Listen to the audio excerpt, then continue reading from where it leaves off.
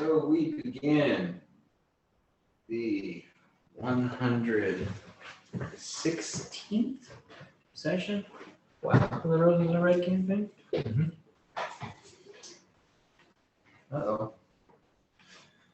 I think I messed up a little bit, but that's fine.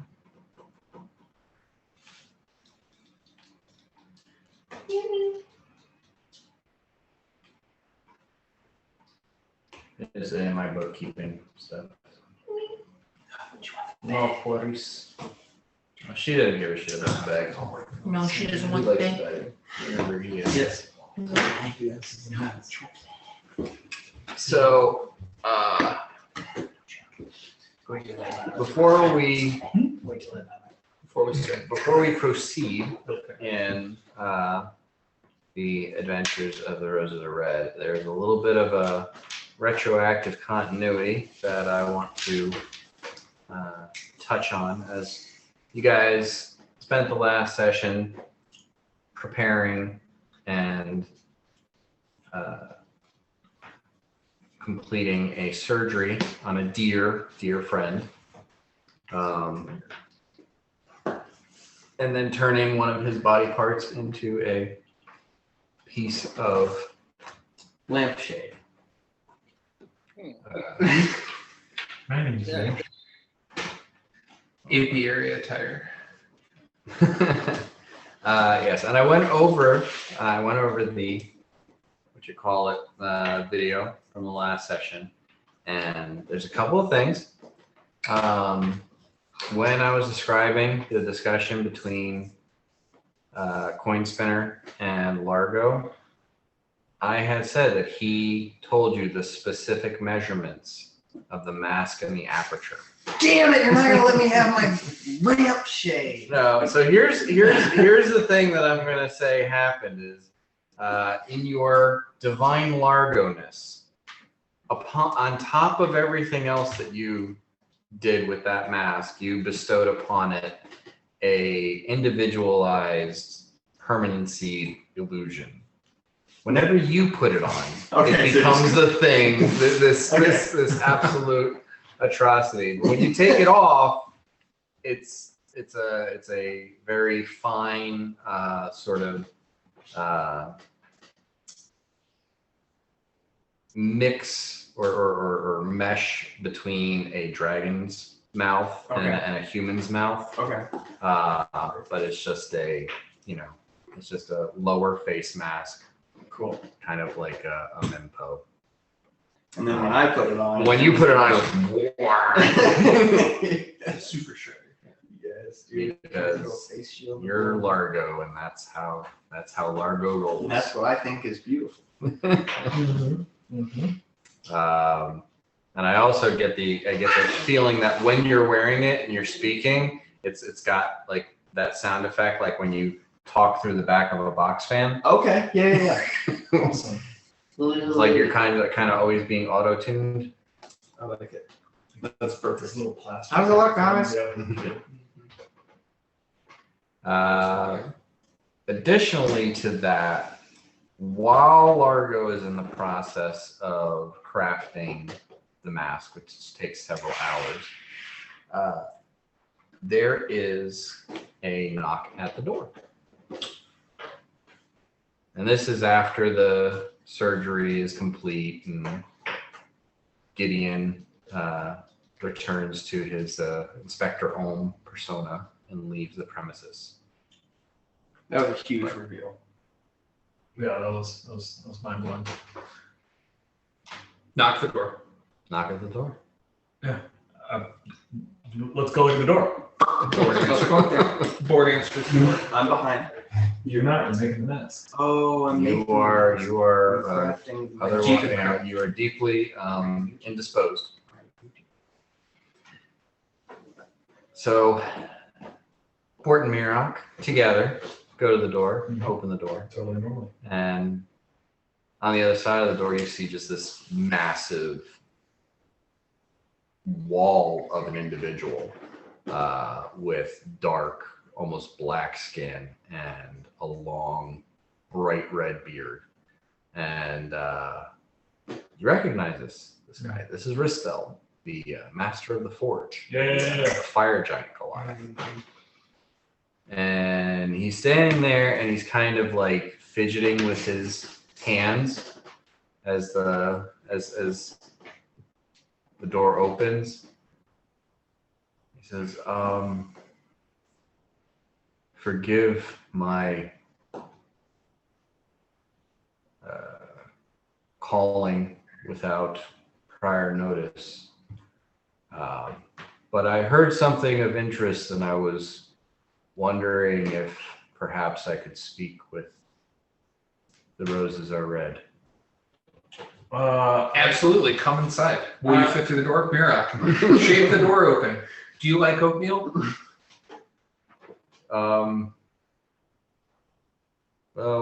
with sometimes with like fried pork in it. It's pretty Uhtred is still wearing the skin of a fire giant, right? That's still part of his armor.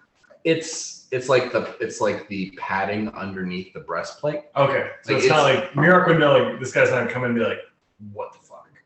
Yeah, it's not painfully obvious though. Okay. Ristveld is a smith. Yeah. So he might have an eye for armor and weaponry. So Mirak, with that knowledge in his head, nervous is like, "Yeah, come on," and like directs him to where he thinks Uhtred. Uhtred, take all your clothes. Probably isn't. He says, so a bunch of us merchants in town, you know, we communicate, we talk, we hear things. Did you guys get the scales and hide of a great worm white dragon? I think that's exactly what I think. He hears that. Yeah, after hearing like an almost again a pleased groan from Uhtred, there he's like, "Yes, Uhtred slayed the heroin shipper." Enters Uhtred. Yeah, Uhtred. Yeah. Yeah. Is there any chance I can inspect the hide? Yes, and I take out the portable hole. And I fold it. Yeah. Does it have to be on the floor? It can be. It can be on the Yeah, so I fold it on the wall so you can just walk. So it's strange to see like this big, and the times you've met him, he's very boisterous, very confident, but now he's almost meek in the way he's approaching all of this. He walks into the portable hole, which in and of itself is you can tell he's bewildered by the fact that you just opened up another room in your building by unfolding a metal plate. Mm-hmm. But he focuses on the hide and spends some time looking over the hide and the scales. Basically tells you what you already know, that you could create a suit of full plate with this and a shield, and probably do some leather working with the hide for some other efforts, and then he gets basically to the crux of it. It says, "I really like to work on this." I look at Uhtred and I look at Bort. I think it's just the three of us, and Yanni's probably there. And Mirak kind of just nods. Like, what are you guys thinking?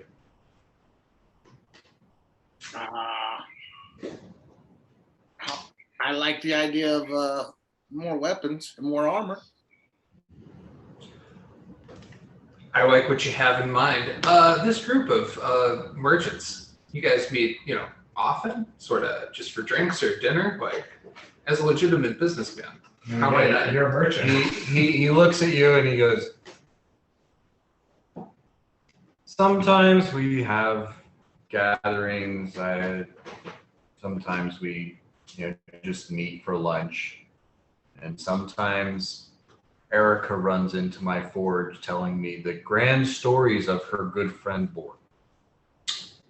I mean, it's a small town, am I right? I'd love to host, brunch or something at Hounson's. We could avail ourselves to the back room. Just, pencil it in sometime. Sure, if you're inviting. Oh yeah, absolutely. He turns and he says, well, Erica tells a lot of stories about the roses are red. Unbelievable stuff. I was not sure that this was going to be real. And then he stops for a second and he like kind of chuckles and says, she even told me one time that you're in possession of one of the black anvils of Cass. Roll. Bluff check. Natural 20. Wow, you just did that. How does she know that? Actually, it's not even a bluff because all Merrick says back is, well, you can't own an anvil unless the Dane gives it to you. It's amazing. That's really good. And don't think that Borg. Yeah. Yeah. Erica, this is exactly what happened to us. At that, That's what friends are for. I ask and I say, we're going to be gone for a while. How long do you think it'll take you to make something? And will you be making, like, what do you plan on making? And who's it for?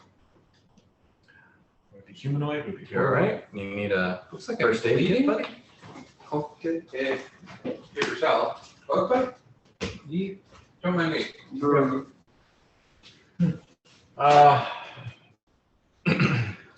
Well, I was thinking a suit of full plate, a matching heavy shield.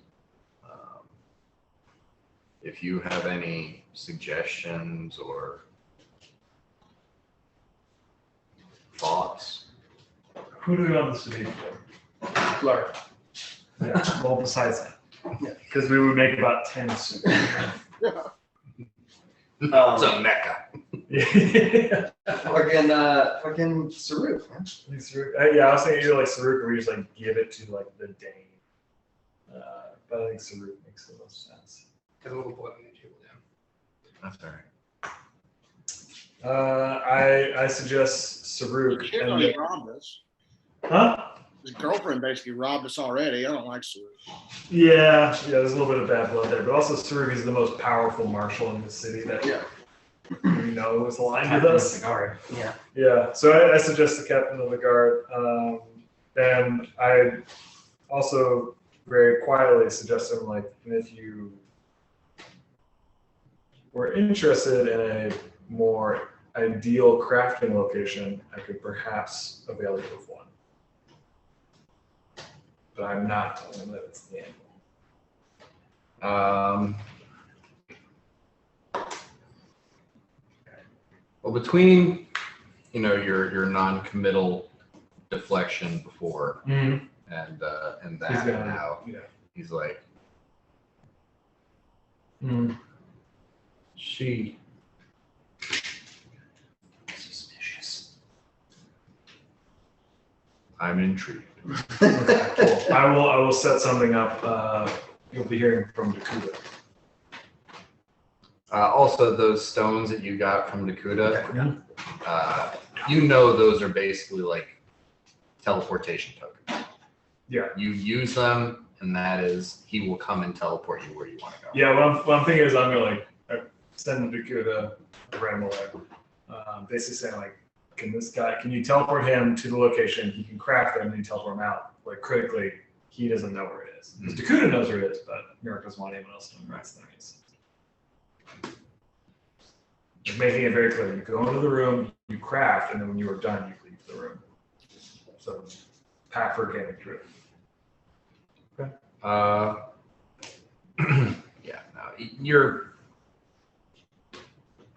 you know enough about the awe and majesty of the black anvils, and if this guy is a dedicated smith, he will take whatever concessions he needs to take to work on one of those.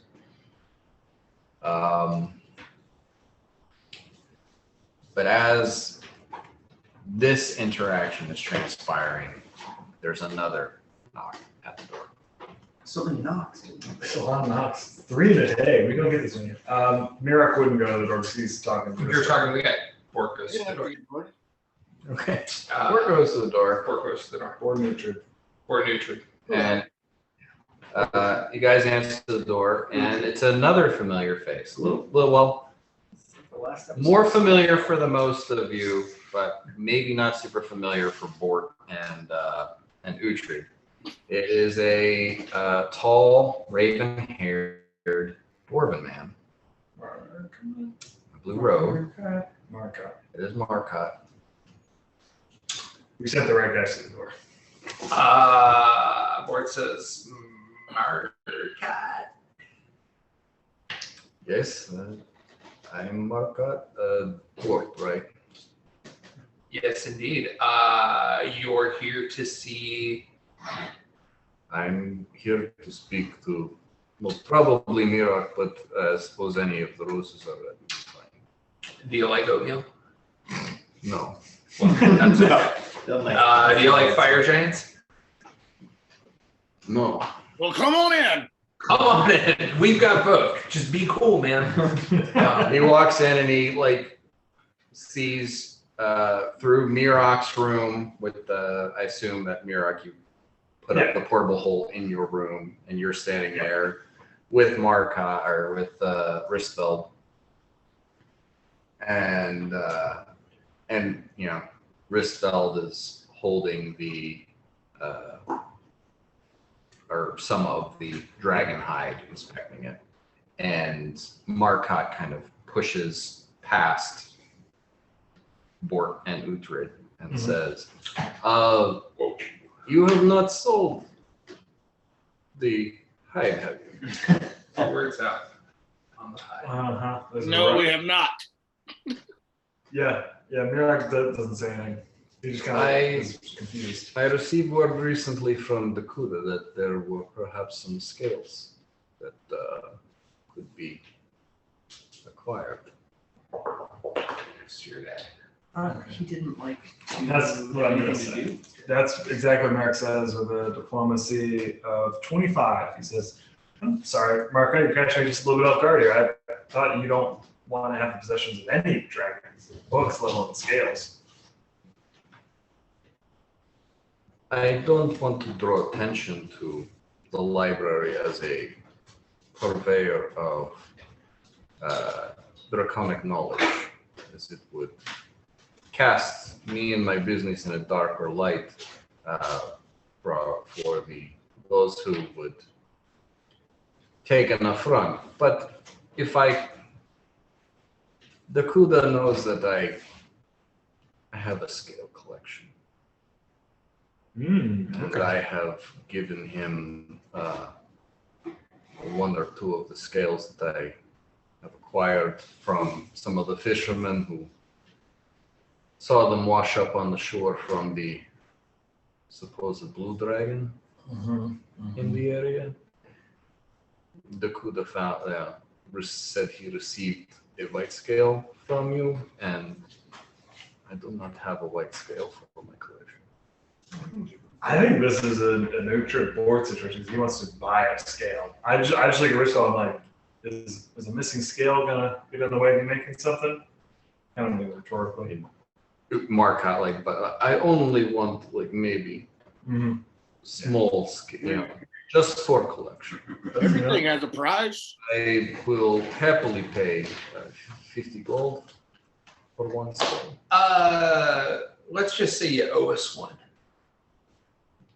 What? He doesn't like that. But that also where the fuck else? Put parameters on one for me.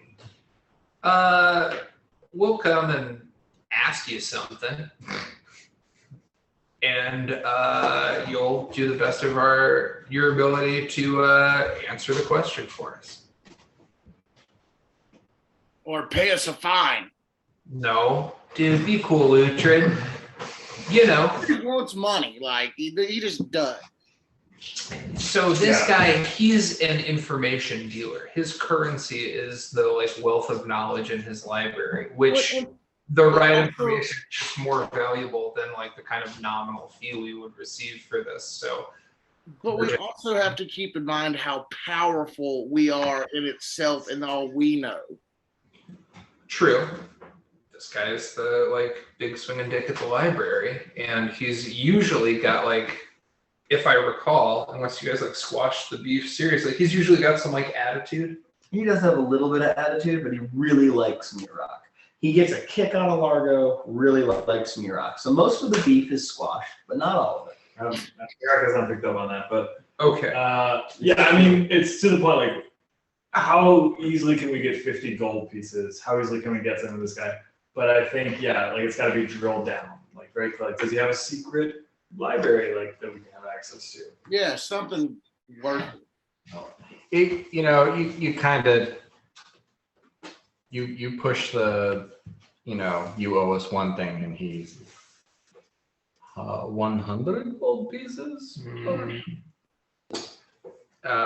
Maybe there's like a language barrier here. I don't think I'm getting through the property of one. See, you want the No, thing. Mr. Sizemore, I understand. You want favor. Not how I prefer to do business, if that is price. Phylactery, right? Like we have a lich that we're working with. Yeah. Who's probably not going to be super nice to us. Is he later. still there? No, he's gone. So like He taught you how to make the mask, Yeah. and then he left. before the surgery. intelligence on liches, I think, because he's fucking gunning for you, Boris. Yeah. Coin spinner? Yeah. Yeah. Oh yeah. I mean, we're gonna. So, just want to, ask you a question. You'll do a little research for us. Give us like a answer. That's a honest one. Yeah, like a book report. It was like a full book report on this. We'll give you a skill. I think, yeah. If that is deal, it must be made. It's a great deal. It's a great I deal. think it's a You solid- get what yeah. you want. We get what we want. You love skills. We love knowing stuff. We've got skills. You've got knowledge. Merrick says, sounds like we have an accord. And he looks at board, and he looks at Mark, and he's like, will you shake on it? I shake on it. And I say, it's a new day for orcs and dwarfs. Mirak pulls a scale out and he hands it over to Marcotte. And do we want to tell him what we want him to look into? I think. Yeah. So Mirak hands him the scale and he says, we would like to know everything you know about liches. We'll be gone for some time, so please research exhaustively. That is the trade. There are several different kinds of liches. Is there some narrow focus you wish for me to? Just keep it under like 1,000 pages. What kind of a lich would be the most powerful? Brakovich. Oh, he's not a Dracolich. I would say just keep it under 1,000 pages. I think that's a perfect. Yeah. I mean, the dude is a fucking researcher. It's what he does. Just make him write a book for us.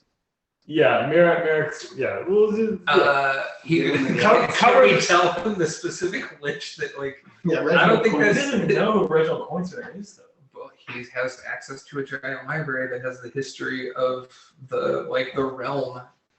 As part of it. Yeah. Go for it. Specific lich that we've encountered. His name's Reginald Coinspinner.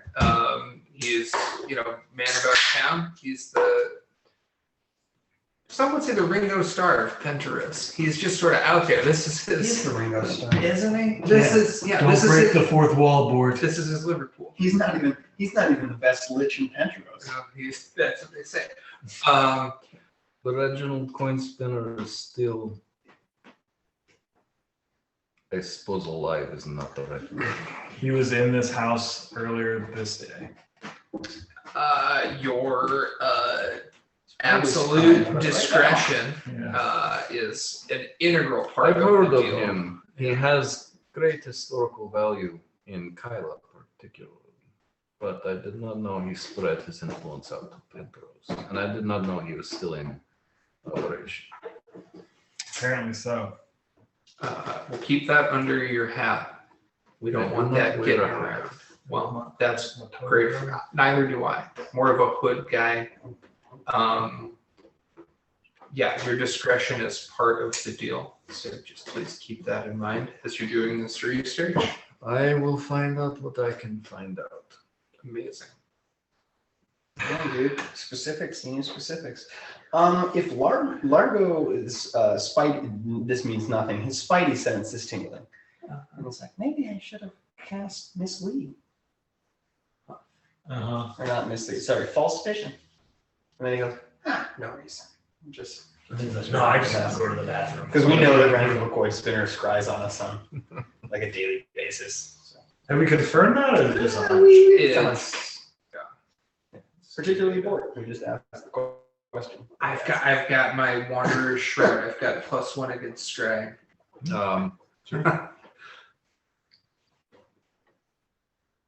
Yeah, so you pull a scale and hand it to Marcotte, and he takes a look at it.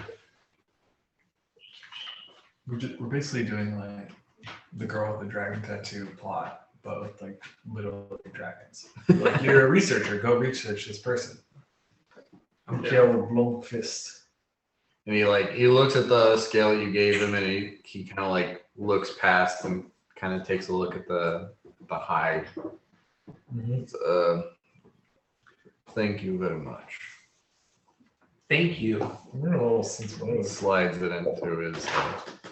It's not gonna matter. It's just a weird dude. Just a weird guy looking at the skin. Don't look in the skin room. I mean, you got the impression that he was like, I kind of wanted to pick my own scale, but okay. I mean, like he was like, oh, I'm gonna get a scale, and you're like, there you go, get out of here. like, honestly, if you had said that, you're gonna, oh, I mean, if you did really sense his motive, you could tell him like, oh, I didn't mean to presume. I mean, it was, he wasn't super trying to hide it. He was just trying maybe not to be overtly. He's overtly rude, but he's trying not to be super overtly rude. Mm-hmm. Or like let on that he's actually excited about something.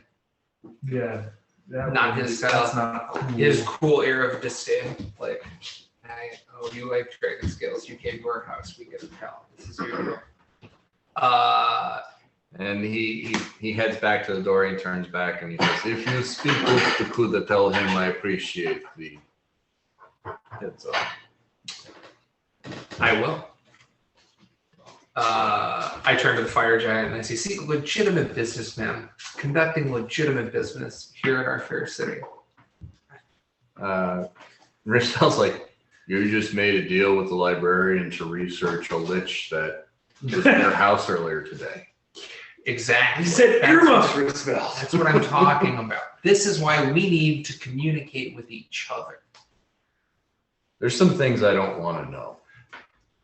I respect that about you. I like that, I take Crystal by the elbow and I start to lead him to the door. And as I'm leading him to the door, I'm explaining, like, Dakuda will be in touch. We'll explain the details. So, should I just leave the skin with you if I'm going to be? Oh, Do you have a bag big enough for it? No. Okay. would fit in a handy haversack. Dakuda probably does. It probably does. Yeah. I mean, Will it fit in a handy haversack? No. Okay, too big. yeah, I don't know. Mirak would go to the little knocker, scribble a note to Dakuda, laying out like, here's the deal for his spell. He's gonna have access to the anvil. You need to transport him there. You can't know where it is. I'm leaving. We're gonna leave all the hide stuff here at the Cordessi estate with Brick. You'll need to transport it with him. He doesn't have anything that can handle it. And I just drop it in the inbox. All right. Yeah. And with that, the Cordessi state, the busyness and visitors calms down, and it's once again just the roses and Berg. How long has it been? How's my progress? Berg is a rose. Berg is a peach. I mean, it takes you 4 hours to finish it. After the 4 hours, I don it, Mhm. and I'd like to emerge from the basement saying, guys, look, it's finished. I just look like I have a beekeeper's net on. We're making mead now? What do you think of it? Murak rounds the corner as quickly as he can. And he squints. And then like he's excited, he squints, and he gets closer and he squints more. And then he just kind of goes, okay. Walks away. Because I think he's like slightly aware it's an illusion, but he's just like, all right, this is just going to be more large Is that a Jay? bullshit. There he is. Hey! Hey, what's up, guys? Oh, Hey, man. Little bite, little zop. Oh, little nice. side. I like it. Little zop. What's that? Ooh, digging the fresh cut. Flippers broke halfway through. Here, it's too strong. Hell yeah, dude. Are you here? Or are you just saying hi? I'm here for the rest of this session. We'll see. Yeah, man. But you know, I didn't talk to Dan, so I probably will just be a fly on the wall. Dan's not the DM anymore. A lot of shit's changed, man. So after the fight with the dragon, everybody got some gear upgrades, you know, from the epicness of the dragon slaying. I'll let you go ahead and roll, since I think it was. Did you roll for him? No. Yeah. Someone rolled for you and it was horrible. So roll d20 for me. Immediately getting into it here. I like it. Yep. All right. D20 you said. Yes, please. Okay, here we go. Here we go. Some stuff out of the way. And that is a natural 18. Am I adding anything? Okay. That's significantly better. Yeah, yeah. 4. I think it was a 4, yeah. All right. So, your belt of physical perfection that is currently +4 is now +6. So +6 to your strength, dexterity, and constitution. And it also becomes a monkey belt.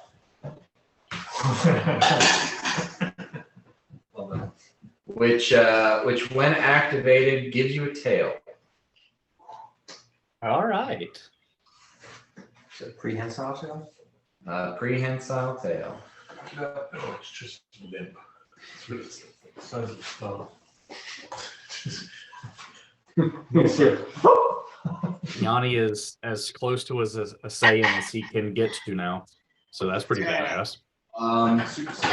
Yep. So it basically allows you, when you're climbing, instead of climbing at 1/4 your maximum speed, you climb at 1/2 your maximum speed. And it is a prehensile tail that can be used to hold things, carry things, whatever. It can also be used to make unarmed attacks, but it cannot be used to wield a weapon.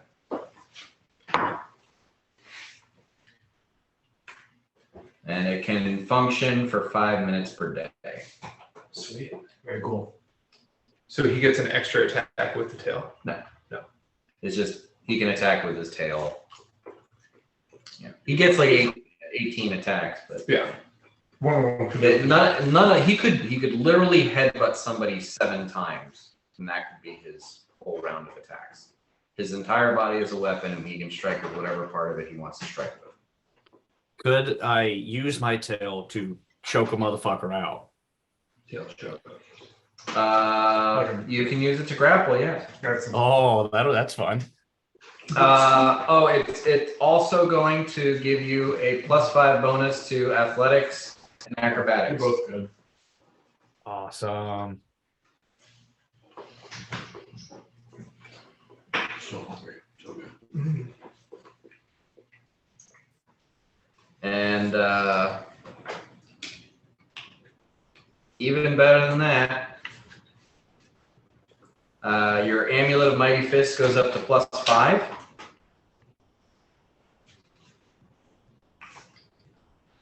And also has the Impact enchantment. Oh, yes. What does that do? It increases the damage of his fists by 1 size category. Damn.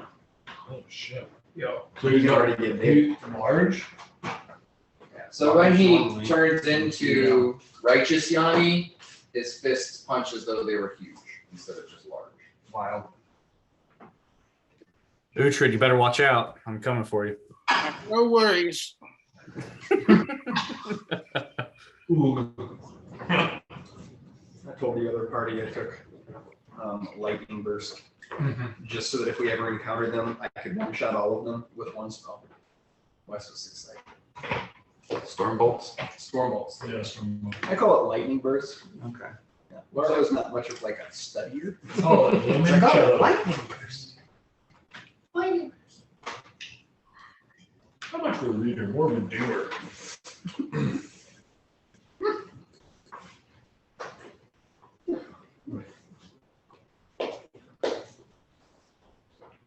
Lord mercy. I'll put this over there. You're gonna have 4 slices. Yeah, bud. Get after it. So much for my stomach. No. Did you eat the lunch? Not even necessarily. No. Still a bit. Just woozy. Yeah, it's not in the refrigerator. I Really? tried to stop the leak with Just my drink. tongue. Swallowing. I tried to stop the leak with my cock. What is this one? Supreme. So, with that out of the way, and Yanni Uhtred, last session you missed a very intense surgical procedure. One of your dear friends. Is Gideon okay? No, he died. Gideon is not Gideon anymore. He's Gideon to the other side, you know what I'm saying? He on to the other side. No, you fuckers didn't kill Gideon. No way. Yeah, it's fine. It's fine. We did it. Largo made the most beautiful mask you've ever seen with his vocal cords. The throat of my friend. You've never seen more beautiful. Oh, that's so creepy. It looks like a face shield. Uhtred, do you remember the tall, skinny guy that interrogated the Roses Are Red when they came to Penrose? He was like He's a huge. Inspector Ohm. I was gonna say, what do you like the? Oh, maybe not. I was thinking he was like the leader of, not the leader of the guard or whatever. But didn't Uhtred want to fight him, and you were like, no, he can like kill all of you. Do you have any idea how little that narrows it down? It's not true, true. But Yeah, especially early game. I don't think especially. I think he's just been constant. Yeah. Uhtred, he singled us all out when we were at Dacian Shield's office. He took us all into a room individually. yeah. What happened? Oh God, I don't know. That was It was way back, really, level 3. yeah. He showed back up. Well, I am the master. Who wants to tell him? What happened? Yeah. I think Ross should break it to him. He is Gideon. It's a different disguise. Always was. Mm-hmm. Right? He He is Gideon? is Gideon indeed. Okay, so if we well, did that ask the question how many times we ran into Gideon? We ran into this guy before we even met Gideon. That's what I'm saying. This is Gideon's like harsh, punitive form. The not bloody version. I don't know how you guys didn't figure it out. You know, they have the same initials. Gideon Hydrogarium, Garrett Ohm. God, dude, Same dude. that made it so clear. The only thing we took from him was he used prestidigitation to be cleaner. That's all we took from that interaction. Like he did that. To I don't even remember that part. You did it, and then like many sessions later, like that's not really how it works. Well, I was like, we saw a guy do it once. It's pretty cool. I remember that part. Yeah, I remember that part as well. I also remember Because we were dirty, and he was like, me, and then so clean. I do remember that, us being dirty, having to clean ourselves. Yep. Well, you were given a candle Oh, I saw when it. you saw when you met the Duchess that gave you all the ability to use prestidigitation things. Man, I think I had beautiful braids. I believe I put in. I believe it was in the local paper. I do. I think I did. I think I was like, I got some pretty righteous braids I'm putting on this gear of mine. Remember when the Duchess? Orphan Suitor strikes out. The headline in the variety section. Oh, we're on Belvedere Street. Remember when the Duchess is still totally into you? Oh, the Duchess is Remember all when about Uhtred. now? Yeah, it's really uncomfortable. The Duchess loves Uhtred. She can barely hold court when you're in the room. Yeah. The funny thing is, the first time I ran this campaign, the fighter in that group, same fucking thing. Yeah. Love the Duchess. Was desperately in love with the Duchess. Would not take no for an answer. Weird. What level did they get to? 15. Oh, 15, pretty fucking good. Okay. So this is a long-standing campaign. So you've only been. This is the longest campaign ever. Well, no, I'm just saying, like the story of this campaign, kind of a lot of the plot points. So we would be level 16, and then that's the only time you had stepped into new ground. That's pretty cool. So that would have been the Orcish uprising. Well, your paths diverged earlier on. Okay. Yeah. We've broken some good ground. Very okay. We've done some shit. Some of their stories sucked, so I didn't do it over again. Smart. All right. Well, with the mass completed, with the minor mercantile efforts sorted out, the Roses are once again left to their own devices on how they wish to go about their preparations to save the world. Let's go fight it. Okay. Vorpal weapon.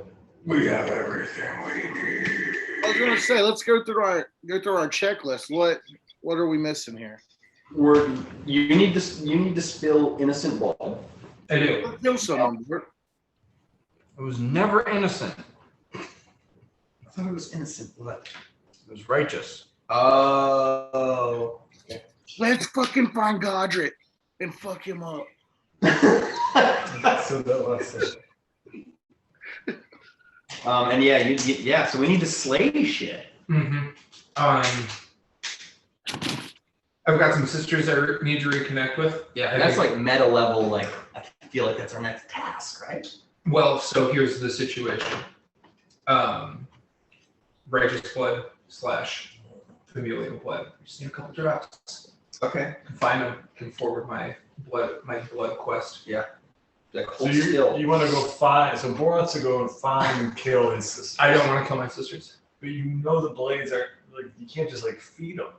No, but he's gonna cut his sisters. Here's the thing. He wants to cut them. It's different when it's family. Okay. The ties that bind. You see what they did to my boy. It's like I'm really just saying this exact family. thing. It's about family. Whoop whoop. It's about Okay. family. Yeah. So- Fast and Furious. It is, and the joke was Shaggy Two Dope. What are my? So how do they work? What I want to do, I need to find my family, and this is what's important. Trying to start a family business here. I got to bring in some members of the family to help me with my legitimate business. You're legitimate? So you explain this to me. I need to find my sisters to cut them, and We'll be swearing a blood oath of final obligation on a little contract of paper. or steel. And you're recruiting people for Hounsons and the empty minecart? That's what we just Eventually, yes, that is Part of it, yeah. maybe a few sort of levels down on the org chart of what I'm envisioning here, but yeah. And if we One clarifying point, if I may, did we level up? Yes. Yeah. Okay. We are level 18. I'm just gonna be doing a lot of math. So, when you guys need me, I'm here, but I'm probably gonna take a back seat and do some math. So Okay. Before you do Godspeed. math, you want to roll your hit points? Oh yes, let me do that. That is a D8 for me. So I'm trying to figure out how it would make sense for us, knowing what we know about the state of what we gotta do to want to go. I got a 6. Not that. Right. Rolled pretty well. You got an 8. I will spend an action die and take an 8. I think that in the quest to find my sisters, who are also, a product of similar upbringings to myself, and who knows what sort of dire straits they've, fallen into. Sure. Inevitably, there's gonna need some killing, as they say out east, and perhaps some of those in need of killing will be righteous or badass, and will have their heads removed by a dwarven axe, or their blood spilled by my demon swords. Thus furthering our greater agenda of Uhtred's weapon requisite and mine as well, which are the last things that we need. I guess mine don't need to be. Okay. G'd up. I like that pitch. With that information, I just want to work on a mechanical thing. So Miracle, I can reproduce lower level spells. There's no money involved in that. You always have the caveat of whether or not your god is Yes. into it. So in this situation, Board is saying we gotta go meet my sisters. He's talking about oaths and blood and heads along the way be chopped off. Merrick would want to pray to Mosin. Probably while Board's just midstream talking. I'm just and going. it's just washing over him while he's praying. And he wants to use augury is the only spell I can think of off the top of my head, but basically is to his god, is this a good path? Augury would probably is augury, good, yeah. bad, not. It's a level 2 spell. It's very vague, but doesn't need to be specific. The Augur of Tarnholm, that's what they call it. Yeah, dude. Auger. Mm-hmm. Just keeping that dirt spun up. He's an ice fisher. He's augering that ice out so he can drop a line and catch some perch. I was thinking more about him keeping the dirt all spun up. Big auger That's keeping the dirt spun. I don't know. Did Augurs exist? spin up the dirt? guy. It's a. Or were they just water lilies back then? A dirt auger, so an old tool. It's got to be. Okay, so Woodworking? the casting time for augury is a minute, and it's kind of a meditative process. Mhm. It's not really something you can do while you're having a conversation. If you This wanna, is more of a- excuse yourself for a This is moment. more of a dialogue, Well, diatribe. This is this like is a like white monologue. noise Of to a me. I'm speaking to the room and Okay. sort of talking over. Right, yeah. So at a certain point, Miracle will back out. Your eyes glaze over. In my room, right. You back into Okay. the hole. It's still on the wall. Base chance for receiving meaningful reply is 70% plus 1% to cash flow. Okay. So, so you have a 22%, or no, you have a 12% chance to fail. Yeah. So roll a percentile die higher than 12. It's 47. Okay. And your question is, say it one more time. Let me just look at this one. Will going on Bort's path further defeating the Trask?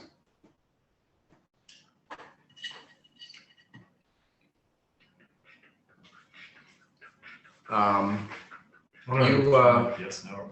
You're manifesting this spell through miracle. Mhm.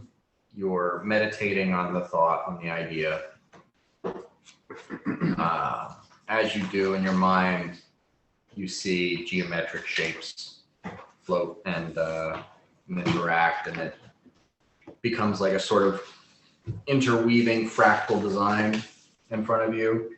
And you know that you get this belief that this understanding that the final result of these interweaving symbols is going to give you the answer you're looking for. Mhm. And after these geometric shapes, triangles and squares and pentagons and hexagons and all things just folding and manipulating on each other, as the effort comes to culmination, they finish in a perfect circle. Mm-hmm. All right. Miracle would recognize that as like a very like orderly progression and a good sign. So when he re-enters the room and walks down the hallway and hears Bort's voice still going, enters the room, Bort's still going, Miracle's like, yes, let's do this. Nice. Interrupts whatever stream of consciousness Bort's doing. That's what I'm talking about right there. That commitment. Love that. Yeah. Love how we're here for each other. High five. High five. Yeah. Are you here? I don't know. Just spidey sense in the basement. Oh, you came up to show everybody. Yeah, Oh yeah, you're in your mask. I'm serenading Bird with the mask on. Oh. And Bird's just like, and I'm like, I've got blocking all figured out.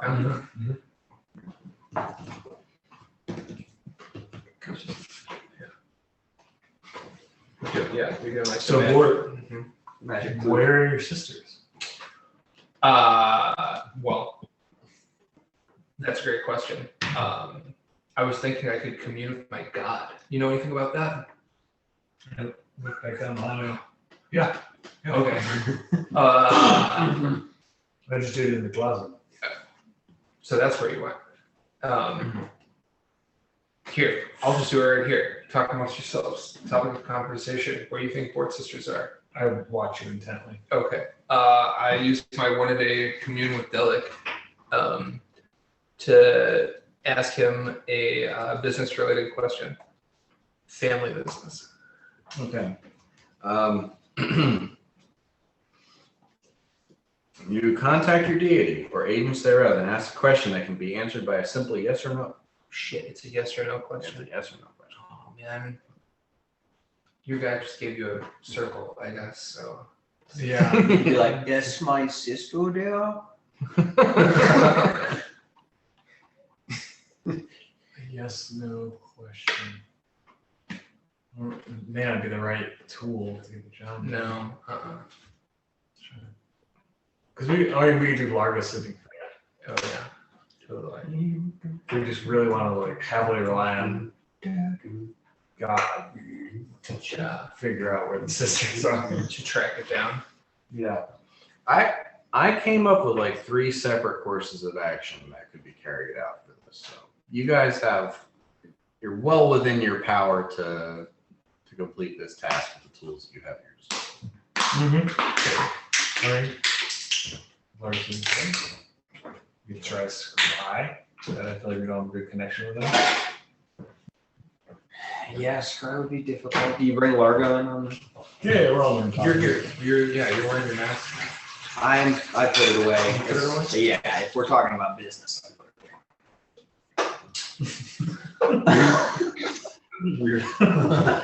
Oh, business? My leisure mask. Yeah. Leisure and also most important thing, mask. Yeah. Whoa. Look at that. It's like a sugar tool. Yeah. Look at how that works. You open it up. So what can we do here with the Lord Sisters? Do we have a We gotta go find them. right? Yeah. That's what I'm saying. What's our lead? What's our Yeah, what do you know? Yeah, tell us everything that you know and have learned about your sisters. Yeah. That's like step one. Okay, so here's what I know about my sisters. They exist. okay? Okay. Do you know their names? I don't know their names. Do you know? Yeah, Peter and Skeeter. What was that, Uhtred?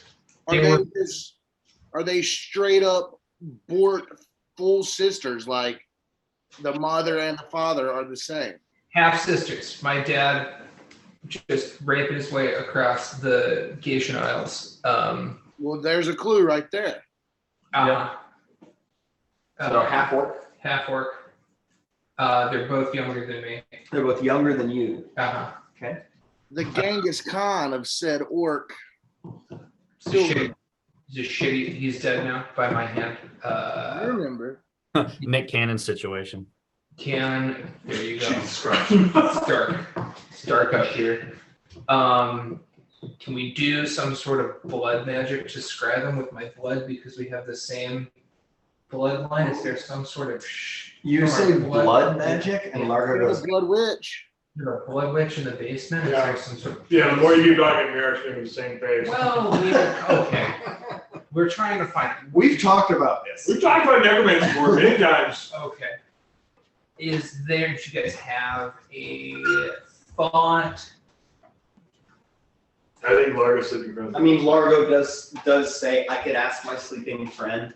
I'm not the best guy to like figure shit out, and that's kind of my ace in the hole for figuring shit out. He said it might not be the best option. I don't know. We use the map. Just figure out like where they are. While they're talking, can Uhtred kind of slip away to the basement to go ask our blood witch friend if he would be able to do something of that nature? Some blood scrying? That was these books. Let me throw it right Sure. You want to go down and talk to Brick? Yeah. Okay.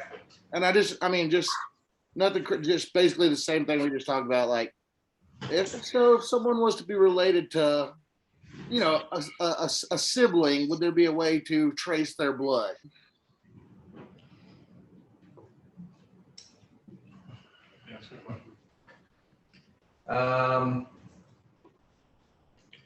He says it would be an extreme long shot if all you have is the blood of a sibling. You're trying to say scry or something like that. Mm-hmm. It would be such a poor conduit for that scry that the intended target would be able to brush off the invasion if it were to even succeed. You'd have to be scrying on someone exceptionally weak of will. Would a corpse of their dead father help? It's just like really close to Brick's face. Yeah. Well, that would be one step closer in the familial relation, I suppose. It's still what you really want is a possession that directly belonged to the individual. That's what really gets you there. And since you don't even know a name or have a mental understanding of a likeness or anything like that, that makes it very, very difficult. That's kind of like our thing to figure shit out. Well, I thank you for your time, Brick. It would be cool to do something like crazy back out. I will. I'll think on it a little bit. If I come up with anything, I'll let you know. Okay. So, you guys are still talking? Or are you guys? What are y'all doing here? Can I pull Bort to the side? Yeah, I come to the side. What's up, Richard? We got a long shot. Okay. With how long? I got a couple things to run by you. Okay, what do you got? Do you have anything in your possession from your childhood that you've just, for whatever reason you've just always had that you can think of? I mean, just the physical scars and emotional trauma of that I've always had with me. Here's the thing, Uhtred, I've never met my sisters. I only know that they exist because. No, I completely get the situation. I'm far smarter than you, Bort. You are, yeah. What I'm just trying to do is to get steps closer. Now, what we could do is either test your blood down with our blood witch brick, or go a step farther and go dig your father up and bring the corpse to Bort or to Brick to get another step closer. If I can hear this, I'm just like, He is the corpse. I Maybe mean, pull him to the side. yeah. Conversely, Mira could also bring your father back and then he could just tell us where they are. I don't think there's a reliable lock on his remains. I think that I murdered them in cold blood and desecrated the. That was like decades ago. Yeah.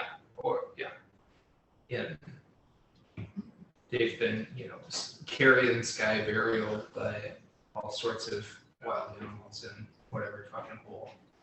This is a long shot as well, but it worked for me in the past. I hired a private investigator once. That didn't work. I recall. I mean, great side quest opportunity. I think we should Brick just goes up to a shelf and like, this guy? get a map, a tiny sleeping gnome on a pillow, and ask it some direction-based questions. Yeah, like if we can find like a settlement that we know there. That would help. Remember also, the questions you ask would have to be a question that someone in the world would understand. Right, and if we don't know If their you ask fucking them, where are names- Bort's sisters, that would only return anything if someone knew who Bort's sisters were and could connect those dots. I mean, but we could ask like where are the children of, or the daughters of your dad's fucking name. That would be more widely known because orcs know chiefs and their progeny. Yeah. The question is, does Bort remember his father's name? That is Biff Tab. Biff Tab Darlovo. Biff Tab Darlovo. Let me get on the notes. Yeah, I'm sure I have to write notes. They really hated that guy. I don't know. Come on, you can figure this out from context. Is it homework? Should that say homework? I would assume so. Omar. Yeah. Omar, okay. Yeah. And your Uncle Ubrecht. Yeah, it was Omar. That's pretty good. I mean, there's that. I built mnemonics into Bort's it's entire pretty good backstory. So, His mom's name's not Marge. What's his mom's name? well, his mom's name's Jory, short for Marjorie. Oh, Nice. Nice. That's beast. I mean, it's pretty good. Okay. I have two sisters. Yeah. And Omar. Well, I mean, And we not, can't navigate us. yeah. That one, we're not. Yeah. Magwan and Larsar. Pretty good. Okay, there's a sleeping friend. There is. I mean, we just try sleeping. I can also. Yeah, you're up to 9 questions now. Try sleeping friend. Start writing the rhymes. Before we start this, I asked my swords. Hey there, Demonic Swords. You're into blood and the history of blood and my blood. Do you know any information about my sisters that I'm looking for?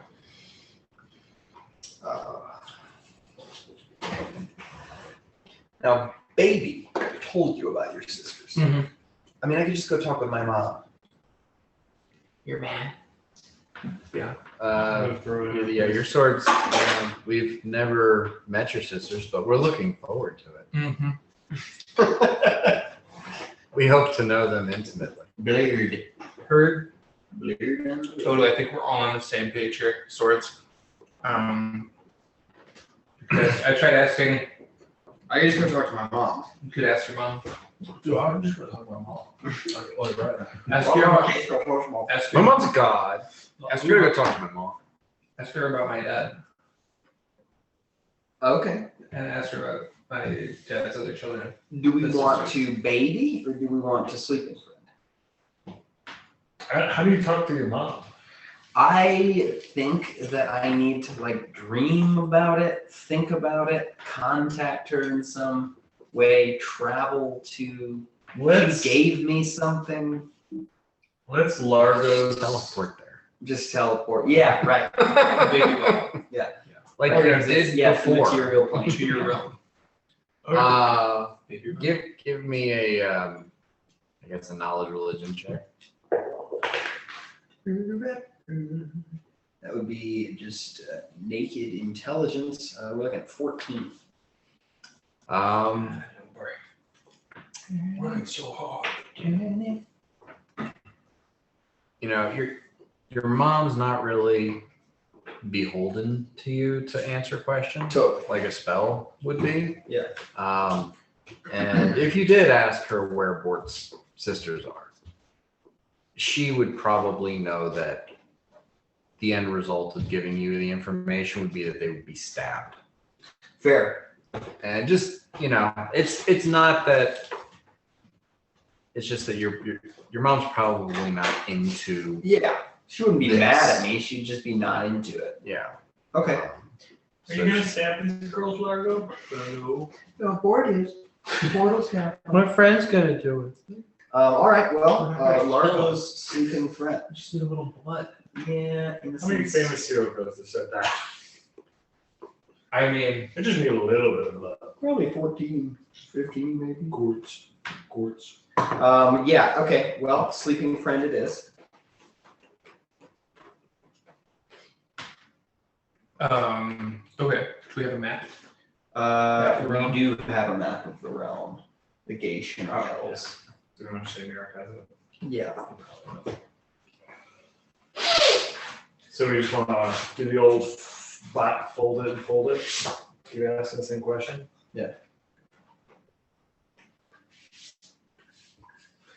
I have the first one. I have the first one. You have it.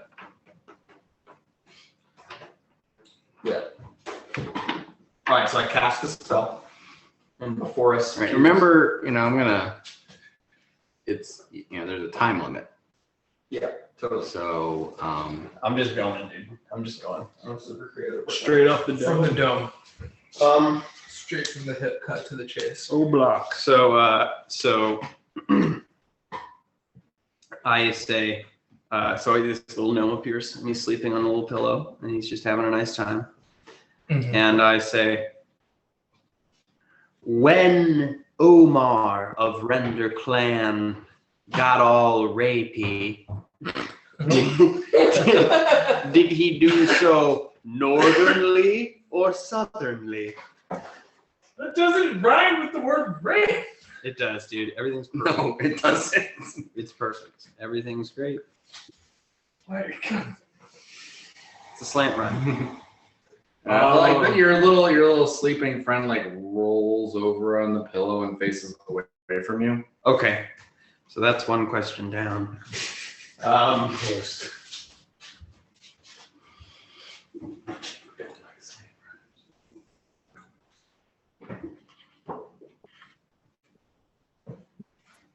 I made a poor decision. do the same thing with their rhyme.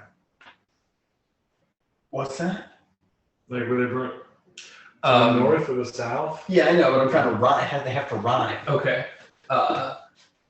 To locate my two Orcus Schwestern, should we proceed east or western? But see, that doesn't include Omar, the clan leader of the Renders. And that's what we're asking. People need to know that it's his daughters. Ah, I don't know, gotcha. it's yours. Well, you're hoping that somebody knows your sister's are the daughters of Omar. Yeah, which would also kill a lot of people who wouldn't know that.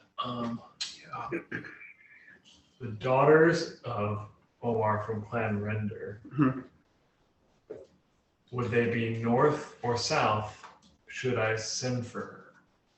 That is way more of a Really slant bad. rhyme Yeah. than mine. We're not going to use that one, and we might just need to like cast this multiple times. I mean, we gotta say, do I go left or right? And like, that's north or south, depending on how you're facing, right? Yeah. You can use other ways to record the map.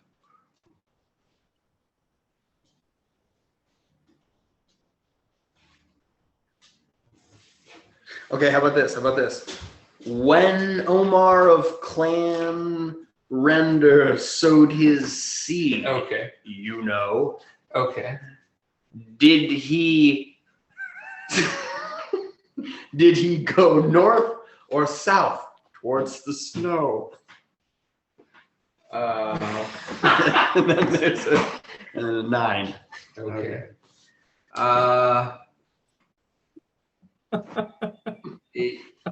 The friend says the Render tribe mostly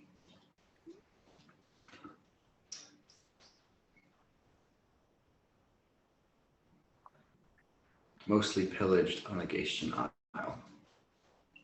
Okay. Nothing. Well, I mean, if that's your map, Yeah, totally. it definitely Yeah. reduces the Either. area of the map that you're looking at. Totally. Okay. So that's your second question. Yep, that's the second question. So we've got 6 left. 7 left. 9. You could rhyme with Merrick. We're You could rhyme. Mm-hmm. I mean, remember, they don't have to be yes/no questions. If someone out there knows the answer to the question, you can get the answer to the question. There's 2 pecks on here. Yep. It's not a perfect map. I purposefully made it not correct.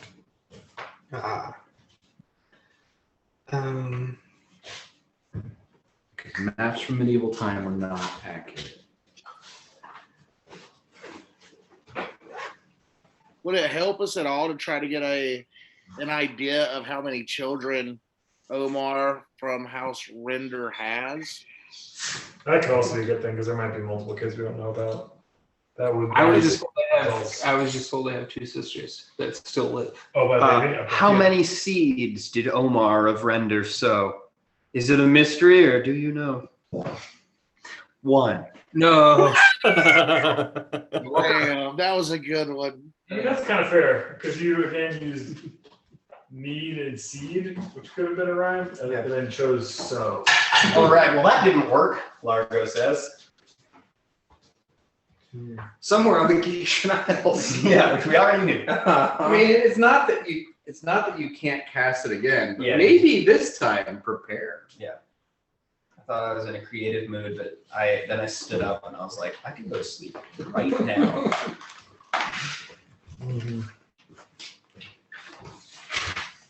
Oh dear. The Gatian Isle has many heirs, but how many of them have orc hair? I don't know. Orc hair. Are you saying butt hair? Butt hair, dude. Butt hair, bro. Oh, just you think about it. So we know they're on the Gatian Isles, right? So Kyla, major port city, Penrose, major city, Merrick is like a pleasure place. There's the Pecks, Senton. They're probably fucking not anywhere over here. Because I feel like if you're an orcish person over here, it's a bad time. Okay. Why do you feel that way? Because we killed everyone over here. That is fair, but like This is where the war was. I mean, they might be there, but anyways, I think this is an area, especially this fucking corridor is an area we have a really tight beat on. Yeah. So I wonder if they're over on this side. Okay. Yeah, it's there's I'm sure thousands and thousands of people. Maybe they're fucking right in Penrose. Yeah. But maybe we do it like more city specific. Do you know? Are they your younger sisters? Younger sisters. And how many years separate them? Do you know that? Don't know that. Okay. I mean, I heard you guys say something about like cities and stuff. Yeah. Like, Bork's mom was in this like podunk village, on the edge of, Yeah. the chance that his father's tribe like actually went to a city to do this shit. No, I'm saying like where they currently could be. Uh, Yeah. Because there's more people in the city, so there's a higher likelihood that they would be. But yeah, as far as origins, totally.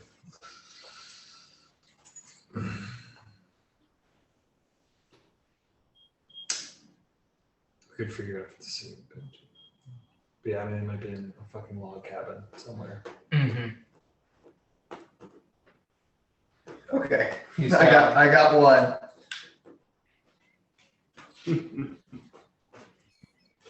Two half-orc maidens, fine as steel. Be they in the east? For real? You're just asking about any half-orc women anywhere.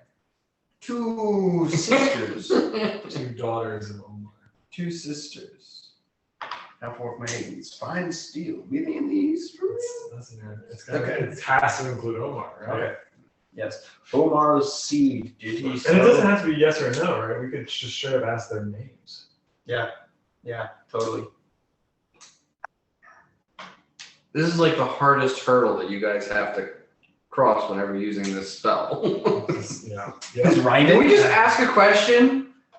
No, you just you guys keep on wanting it to be yes or no questions. Yeah. Yeah. It doesn't have Yeah, it doesn't have to be a yes or no question.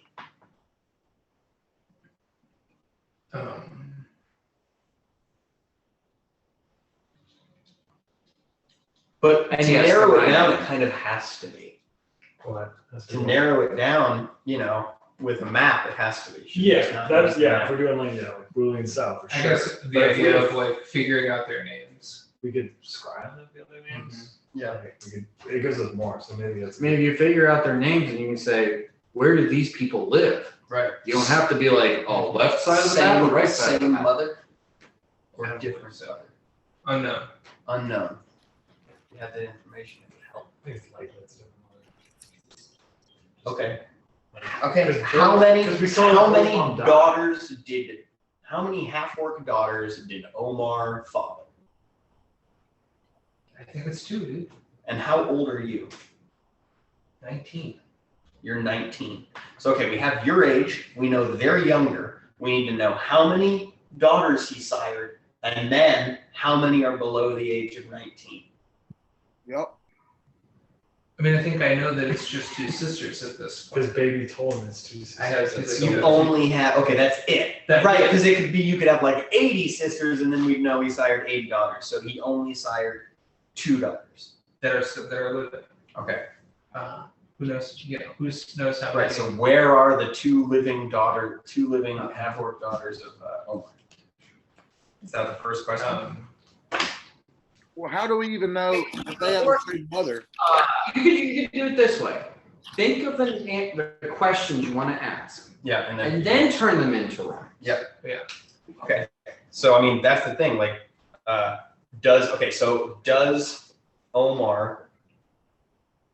does Omar have 2? Did Omar sire only 2 daughters that are living right now? Just to confirm, right? Because you're looking for 2 sisters. That doesn't mean you don't have more. Or did she say these are your only sisters, definitely, 2 no matter sisters. what? Definitely 2. Okay. Okay. But they could have different mothers. Well, okay. We need to know their names. We need to know their names. I mean, he's fairly certain that his mother did not have any other kids. Yeah. Because she's dead. Uh-huh.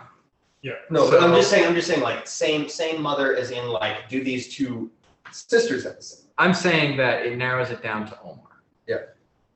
I mean, also, if we get their name, the next question can literally just be a rhyme of where are these 2 people having their names? Because then that opens up the amount of people that actually know, that's So- wrong So what's the first question? Omar Brander had 1 son and 2 daughters.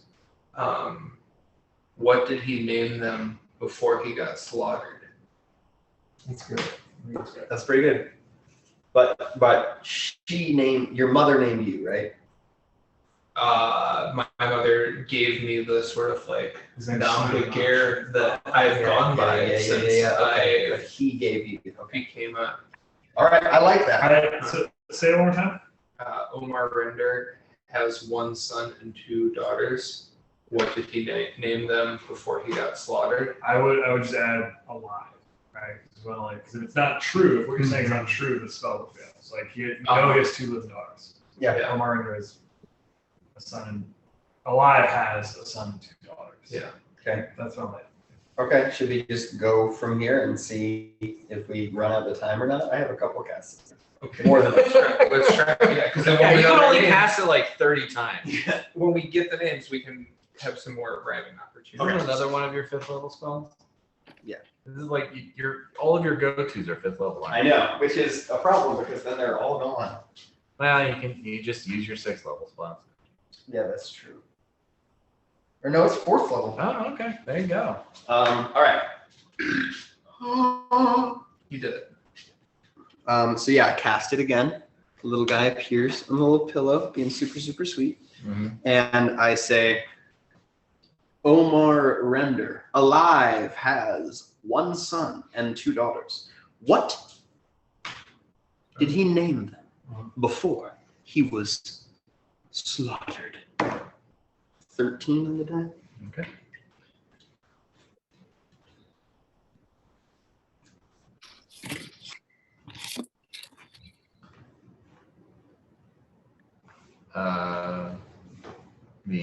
Your sleeping friend kind of shuffles on the bed and says, "He cast them away and gave them no name."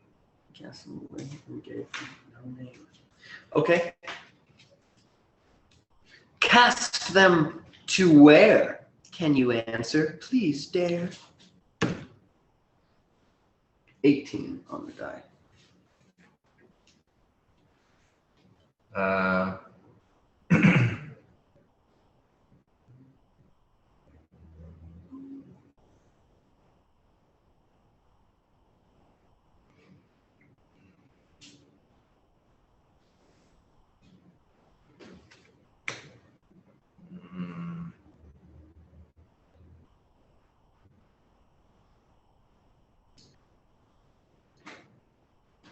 He left them to expire where they were soldered. Okay. Arthur says, give me a second.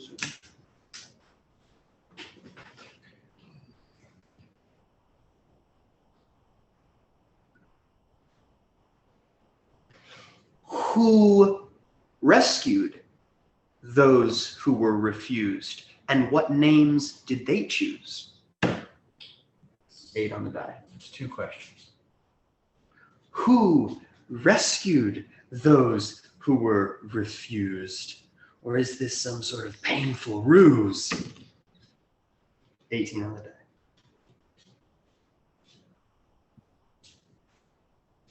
Rescued they were not.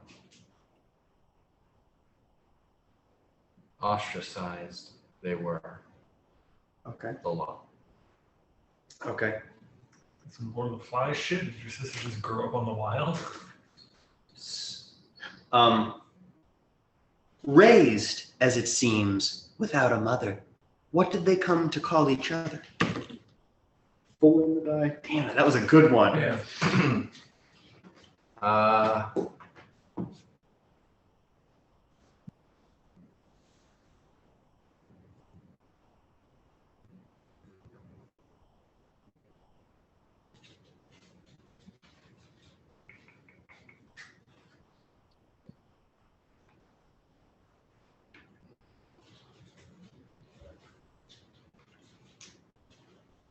Fortunate they were not, but they had each other, sisters Lusa and Magra. Yeah. Lusa and Magra. Okay. That was your 4th question? Yes.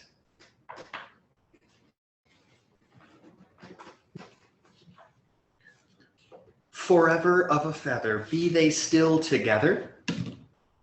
14 on the die.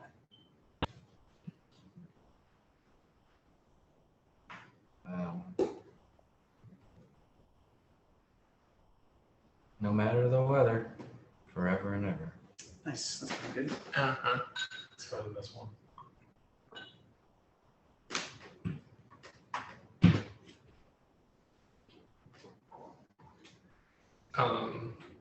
These sisters so close, and how? Where they be stay at now? Where do you stay at? 13 on the die.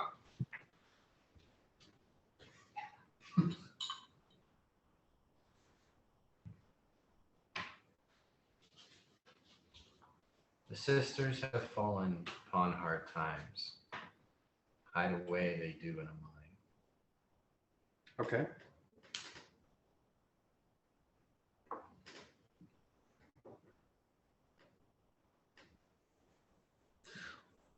What mine, if it have a name?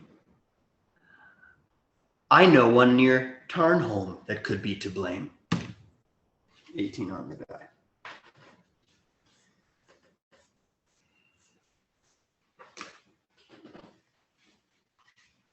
And this is question 6. What was the cutting? No 6.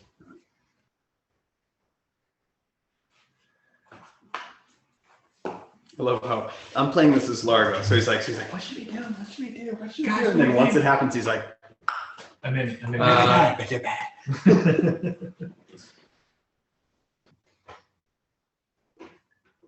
The Banford Mine, it was named one morn, but now it belongs to the Vaskabjorn. the Vaskabjorn? Where the fuck is that? Do we have to know? We should roll a geography check. I can roll some history check. Is the ghost starting to flicker? Or do we have No. time? That was your 7th, and you got 3 more minutes. Okay. I got a 28 on my knowledge history. Was that your 7th or was that your 6th? I think that was my 7th. I think you're right. I have 2 more. Sorry, what was that? I got a 28 on my knowledge history check. If I know, I've ever heard of a Banford mine. It's a federal legitimate mine operator. Banford. You're not allowed on my land, but it's legitimate. Legitimately excited to do that. Well, the tunnels are too low. Just bonk your head. I'm gonna. No, it's a obscure and long defunct mine. Banford mine. Okay. Do I need to do a geography? Yep. Okay. That's not gonna. I think like, you take a left past the old Banford mine. It's like something in his travels. That won't help. I mean, you can give it a shot. Natural 20. Okay. Wouldn't, all right. Not it's terrible. 21? No. Nah. How about, okay. To Senton, perhaps? To find the sisters too? That's where I'd go. But how about you? 7 on the die. It's pretty good.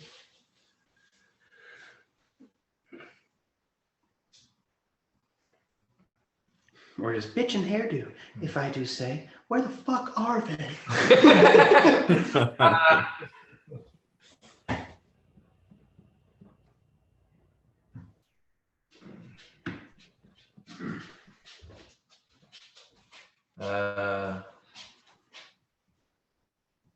A search in Senton would be a mess. Mm-hmm.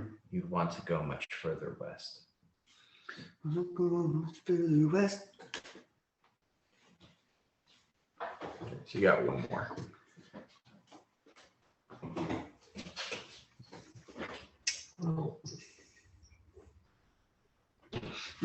If Merrick was my goal, would it be best to slow my roll?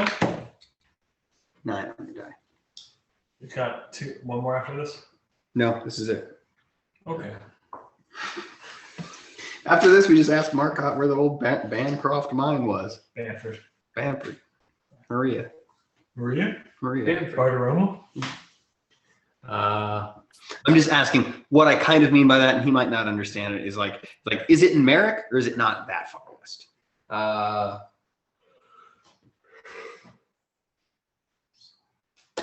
Merrick would only be a tease. It would still be too far east. Merrick is too far east? But I thought it was in the Gatesian Isles. Damn. That's Okay. where they That's were where they're sired. So it's got to That's be. not It's where got to they be are. Menace or Innet or Belden. I don't like leaving the island. Well, then you're not coming. I'm an island boy. I don't leave. Island. Right. Let's try to contact our like super knowy dudes. Like I'll send to Alorn. You can go talk to Marcotte. We'll figure out if we can find out where the Farlow mine is. You did that on purpose. Yeah, I did that on purpose. Where the what? I said the Farlow mine. Bam. Yeah, I think at this point we have the name of the mine that they're kind of in or near, and we should figure out if anyone knows that before doing another casting and making fools for ourselves, because we can send to some people and figure it out.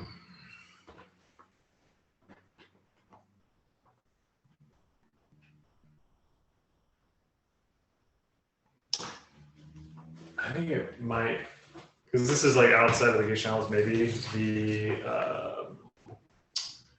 Delic guy, the king. I can't remember his name off the top of my head, but like their role seems to be like treasurers and managing like sources of income. So like I feel like a mine would be on a ledger. Okay. The vicar? But like the vicar of the Antolon Kingdom. Ah, gotcha. The cardinal? Who the cardinal? Cardinal Jeffrem?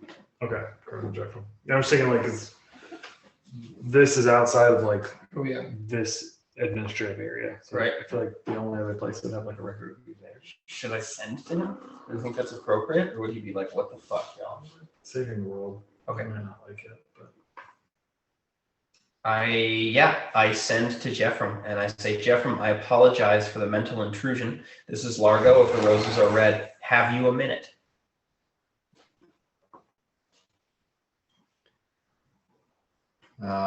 You get a response.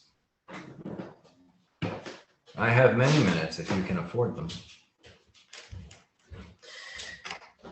All right. Well, we can greater teleport to where he is with a bag full of gold. You guys want to do that? Sure. I've got some gold. Okay. He's probably at the temple. Greater teleport. I go where he is. Might end up Well, in you his- choose. You don't teleport to a person. You teleport to a place. Okay. You know he's the advisor to the king. Probably, if he's not at the palace, he's, they'll know where he is at the palace. All right. So we roll up to the gates of the palace. All of us. what's the matter? All right. All of us link hands and. I don't have to go through. There's a bunch of rigmarole convincing the guards you are Yeah. who you are, blah Yeah. blah blah. You have that capability. Yep. You know names. You have the clout. Yep. Plus You 42 get, diplomacy. you get an audience with Jeffrem. Aye. Jeffrem, what's up? How's being the High Priest of Delic going for you? Oh, Seen the commune with the Godhead recently? once a week usually. Awesome, man. Me too. It's really cool, isn't it? I'm looking for my lost sisters here. I think there's great profit to be gained by finding them. And we have some questions about some derelict mining areas that have like sort of fallen out of use, and we thought you might know of them because of your position in the empire. I'm aware of many mines, and some of them are derelicts. This would be to the far east. What was the West to the far west? from where we are now, right? Uh-huh. Well, I mean, you guys would be We're in a Estel. little bit west of Merrick at this point. in Entelbin. Okay. Gotcha. Somewhere around this area, perhaps. Yeah. Okay. Shall we tell him the name of the mine? Yeah. What's up? Bamford. So He's just like, know about this okay. mine. What mine? Can't tell. please. Yeah, it would have been called the Bamford Mine back in its production days, maybe.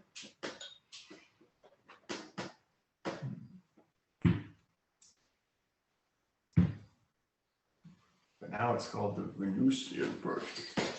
What was the? Margot forgets Um, What it was. what it is now. Jephram at this point says, if you value my assistance, then my assistance has a value. 200 gold. Seems like a reasonable price. That's 100 per sister. I paid man 200 gold. Per sister? Oh, I don't care. The Bamford Mine is a copper mine that was one of the backbones of wealth in the city of Belden. The ancestral home of Antilles, who founded the Antillean Empire. Okay. Copper mine. Margot goes, Oh shit, that's fucking crazy. How long was the mine in production for? Useful for? Yeah. Yes. Oh, probably 3 or 4 generations, but that was over 100 years ago at least. So it's been out derelict for 200 years. Out of operation. I'm only aware of it because it was a precious metals mine, and it figured into some of the funding of the empire during the Red Sands War. Any word on why it dried up? There's no more copper left. Copper. Okay. Okie doke.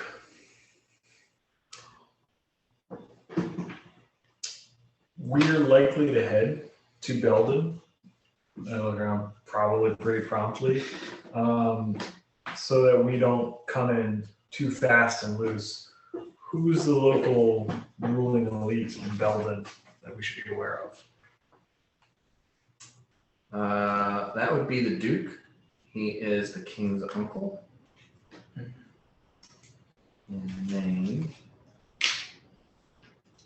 is Marjorie Stewart Baxter. Antilles' hometown. Take away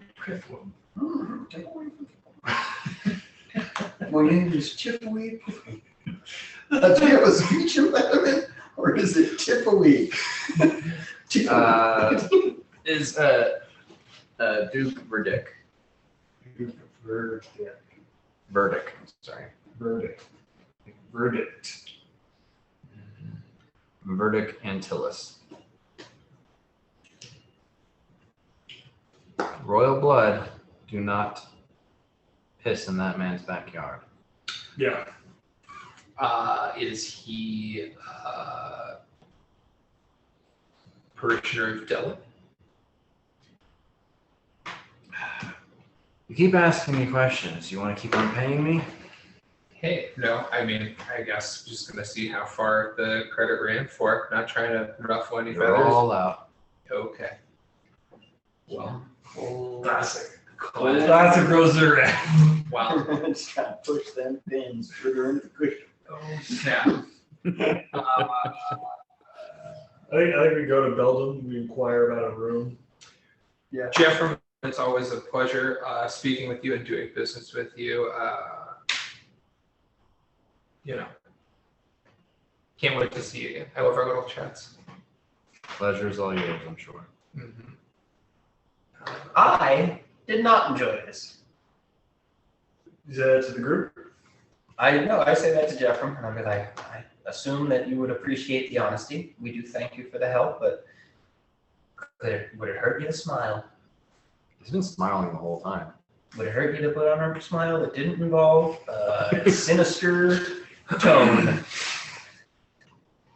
Yes, I find that uncomfortable. See? Honesty met with honesty. Cards on the table. Goodbye. I don't think Yanni's ever met this guy, so hey, I'm Yanni. Yeah, you did. No. Oh, hey, He's, hey again. I like it, like, if you like, again, she's like, hey, I'm Yanni. It's just right as long as she's like, whoop. Actually, Yanni, you've met him several times because you have a noble family and you've been to court and you've met.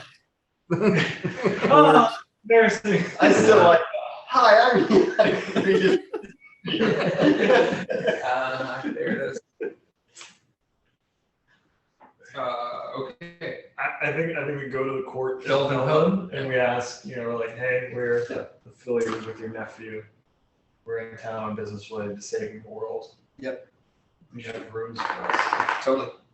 So yeah, let's go to the front gates of the royal estate at Bellevue. No. New Belgium Quinton.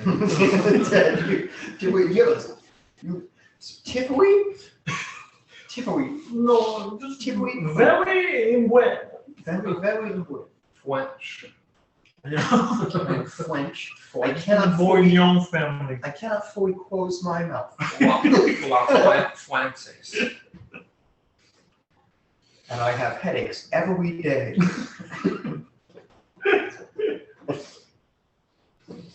My family worked at Peugeot between 1939 and 1945. Holy ball. All right. So Oh, I bet He was a richy man. So you want to teleport where specifically? to the royal estate at Belden, in front of the gates. Yeah, Outside. Yeah. Front gates. 10 feet away from the front of the gates near a tree. Behind the tree. I say this like as we're in the ether. Behind a tree. In the tree. You teleport and you arrive. That's good. It's you've been traveling west, so you know it's gotten earlier compared to where you started in Pentarose, but it's still like twilight. Okay. You arrive on a cobblestone street, and in front of you there is a wrought iron gate, high stone walls. You can see through the gate that there is an estate building that is grand and opulent.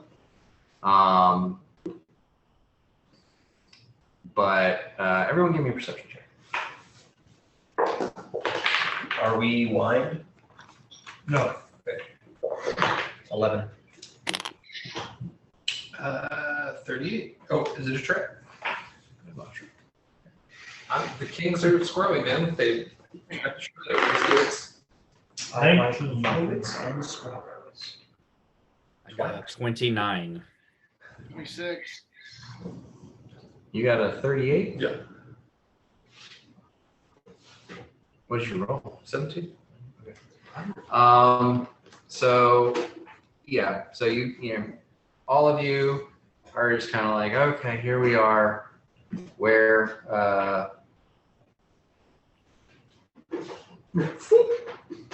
Largo supposedly was sending us. Keep it behind. And yeah, no, like there's no trees. Middle of a cobblestone road here. I'm gonna say Uhtred and Yanni, you guys notice that your sudden appearance in the street has caught the attention of some people that look like they're, armored carrying spears. Yeah. And they've turned and started walking your way. Bort, you take a look at the wrought iron gate. You see the estate beyond it. You're like, and then you see like behind that, there's a mountain rising up. And you take you're kind of taking in more of a big picture thing. Everybody else is looking at what's immediately around them. So like, there's a mountain. And you look behind you, and you can see that looks like the city is built on the side of a mountain. And you are in like a nice district of the city, and you can see between some buildings and down a road there looks like buildings that are made out of wood and model and daub and that kind of stuff. But from where you're standing, further up the mountain and to your left, there's a castle. This is a manor, and that's a castle. Bartholomew Covens. So, Geography. yeah, you're just kind of like, this is probably the king's estate in the city. This is not the Duke's castle that rules the city. You asked for the royal estate. Totally. You got sent to a royal estate. Yeah. And that, yeah. So we'll get to the castle eventually. Gotcha. Makes sense. I alert our better with people that we have guards coming. Thank you, Yanni. Very observant. Do you want to use some of your noble diplomacy to charm and disarm? Oh yeah. Okay, here we go. Hi, I'm Yanni. with a 50 diplomacy. This is your cousin. Yeah. But that's 52. It's canon now. I approach them. And I go, friends, beareth we no ill will towards you. We are but saviors of humanity. Well, this one's crazy.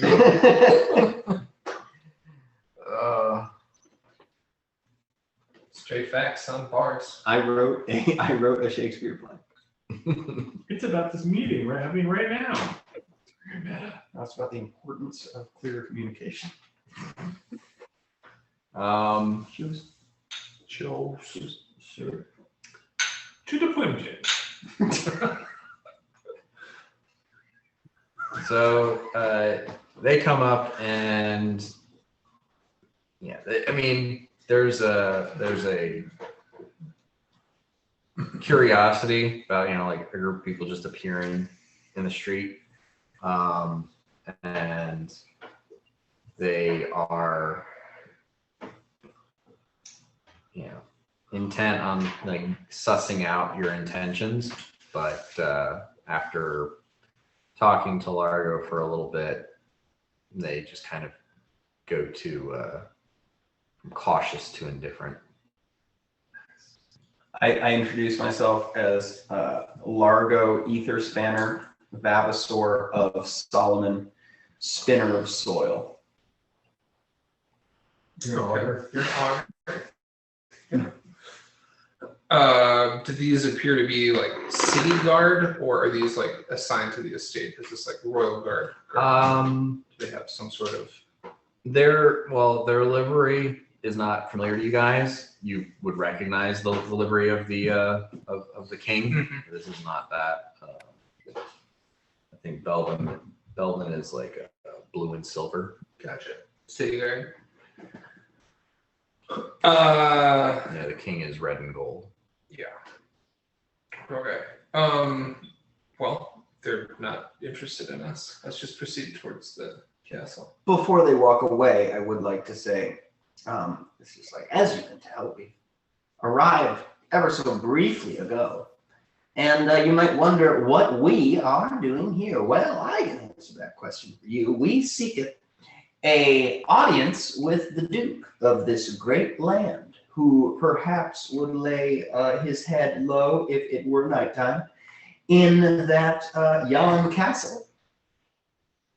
Mm-hmm. No, Barely. Yeah, barely.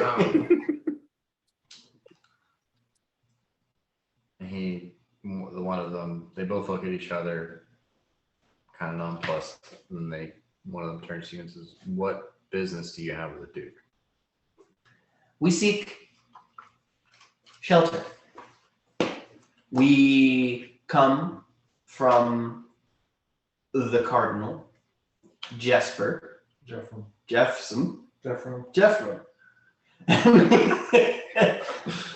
and we bring tidings of the nephew of the Duke. From with we haveth to bear unto him personally.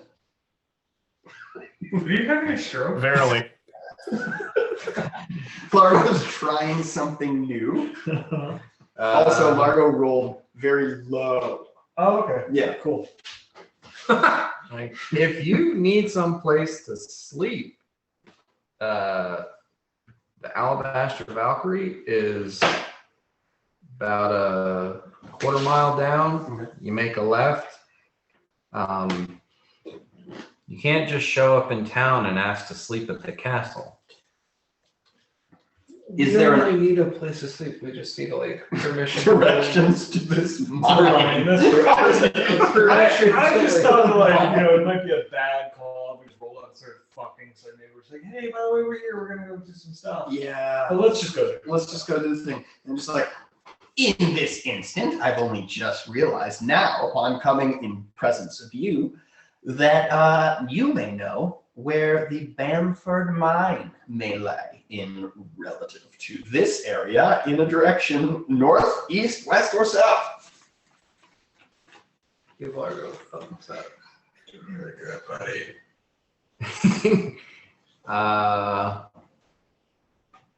The one that's talking to you is just kind of like staring at you with a confused look on his face, and the other one kind of like gives a playful smack on his shoulder and says, "Hey, any of you guys speak common?" Hey, how's it going? Yeah, this is pinch hitter. Here it is. Port Sizemore, Rose to Red. May have heard of us. We're looking for the Bamford mine. Outside of town, close to here. Decommissioned 200 years ago. Copper mine.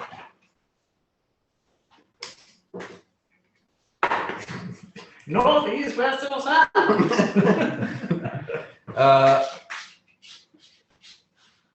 What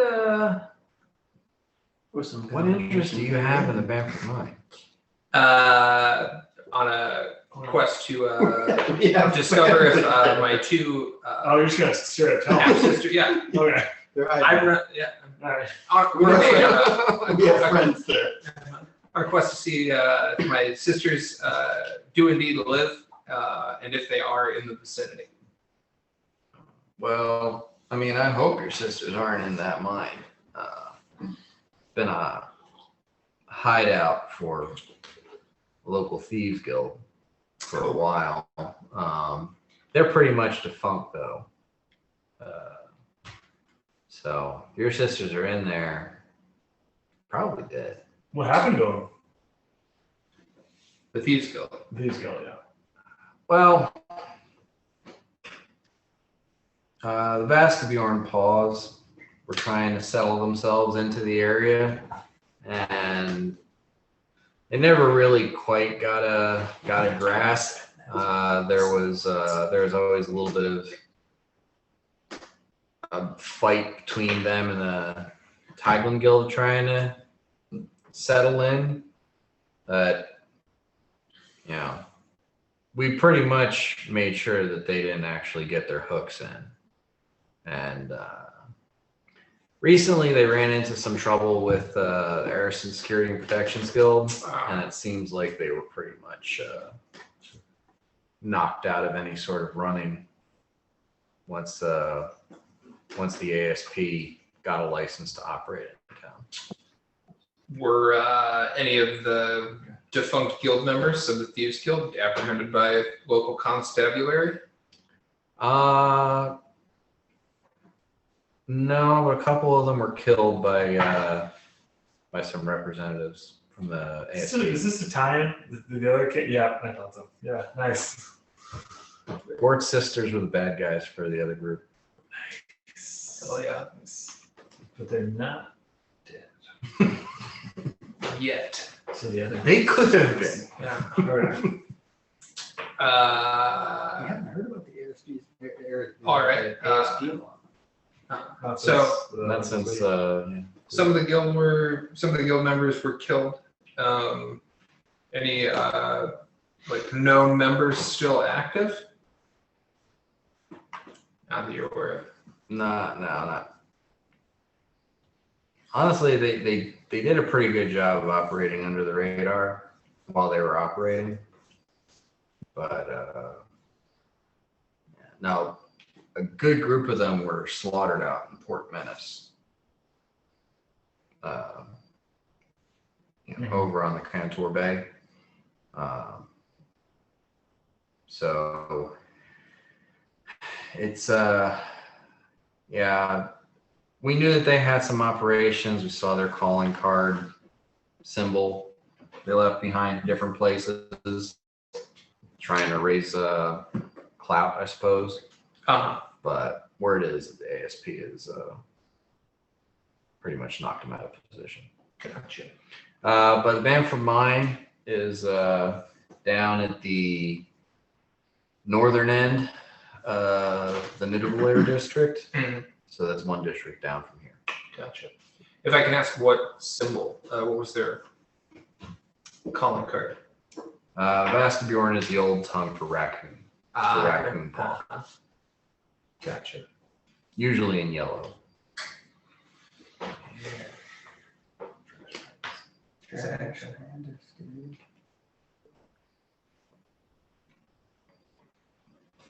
Hope you find your sisters. We gotta get back to the rounds. All right. Thanks for the information. Do you guys accept donations?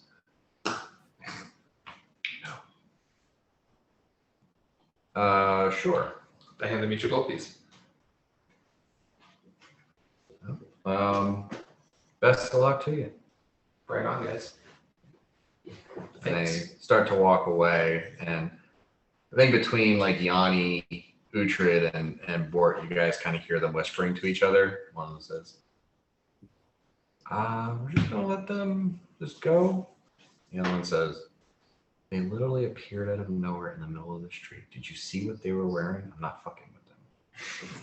Yes, dude. There you go. That's right. You guys just appeared in the middle of town, like full tier 9 raid gear. Yeah, for sure, dude. For sure. The Trevor rogue- knows what I'm talking. Yeah, the rogue had, I forget the names of the fucking dual wield, like scything talon things, but yeah, the ancient artifact ones. Tier 9 was Wrath. Oh yeah, for sure. So the big, what I is it? thought you knew what I was Frostmourne? talking about. Frostmourne sword. Yeah, Frostmourne. I do. I'm just like, you know, So I feel like every like things are glowing. Yeah, things are and glowing, Smoke is yeah. coming out of your There's down case. skulls, and there's little gnomes being like, there's like, oh my god, we need to go. They're gonna kill us. And Mirok's wearing fucking adamantine plate mail. just bored. Dude, like Lost in Space, like the first Lost in Space reboot in the early 2000s, starring Joey from Friends. You know where he goes like, he goes, Matt LeBlanc. Yeah. Ross from Friends. David Schwimmer. But I mean, like, you know, you guys walking around town, he's walking in full plate mail. You've got a staff that just sheds shadow. yeah. Bort just standing there literally looks like a shadow Yeah. because of the stealth. Uhtred's got a mithril dragon skull Yeah. as a shoulder pad Yeah. and an axe that's as big as a person. Yep. And That was a simple monk. A You're humble doing monk. pretty simple. and a humble monk. Hi, I'm Yanni. Everyone knows. Yeah. Uh-huh. Don't fuck with the humble monk. Yeah, for sure. Yeah, if his friends are any indication. He's got a tail. All right. Well, let's head down one Bartholomew Cubbins level. Mm-hmm. Uh, they covered mine. So we're going down the mountain. Yeah, so you gotta weave your way through the current district. you find a district gate which leads to a like an elevator for carts and like heavy anything wheeled that can't traverse a stairwell. And then there's like a winding stairwell that goes down to the next district because this city is built on the side of a mountain. So as you're leaving, you can see that the gate that you're leaving says Vanaheim District. Okay. And you go down to the next area, which is the Nidavellir District. And this, as you get in, you begin to smell the sense of like sulfur and metal, and you can still, even as it's going into twilight, you can hear the distant sound of metal ringing on metal. So there's a smith maybe a block away. But getting into this district, you can see there's an inn not far from here, and looks like a bunch of different shops. This looks like it's the mercantile district. Okay. We got to keep kind of going down until I think it's in this district. It's just in this These district. guards said it's Yeah. one district down, but it's to the It's north, on the north of end of north the end of this Okay. district. So, do you want me to babble Shakespearean speak at more people? do you need anything? We're gonna pass some shops. Everybody's got clean handkerchiefs and toothbrushes. Everybody's got I only wear what? Yeah, okay. What pocket squares? I only wear the flag. So we are going into a mine full of thievy roguish types. Yep. Is there any buffs that we may need to like see invisibility or any type of thing like that? I got a 1. I've seen before. We could all be invisible That might help. for a short amount of time, minutes per level, I believe. We're walking north. Do we pass kebab stand? You don't see any kebab stands. Okay. Falafel. You pass by a tavern. Mhm. It's got a sign that says Olgar's Mug, and it's got like a cartoon face with a mug, like a hand holding it. Give me perception checks.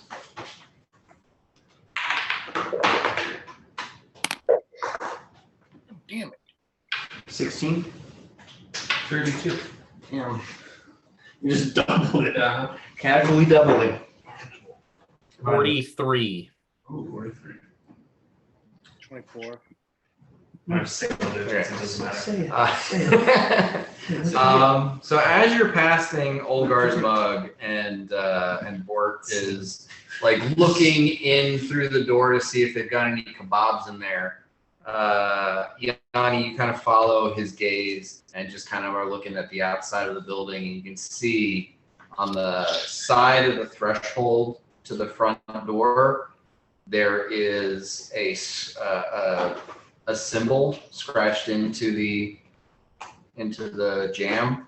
It looks like a little paw with like flakes of yellow paint on it, but it also looks like it's been scratched out, like someone gouged it away, like a deep mark through it to get rid of it. I draw Bort's attention to this, and I think, what is this? It looks like maybe it was scratched out over this gangland war turf beef. Maybe this place was a hideout or under protection. Maybe they were paying protection money. I don't know. I'm getting like Sopranos or something vibes here.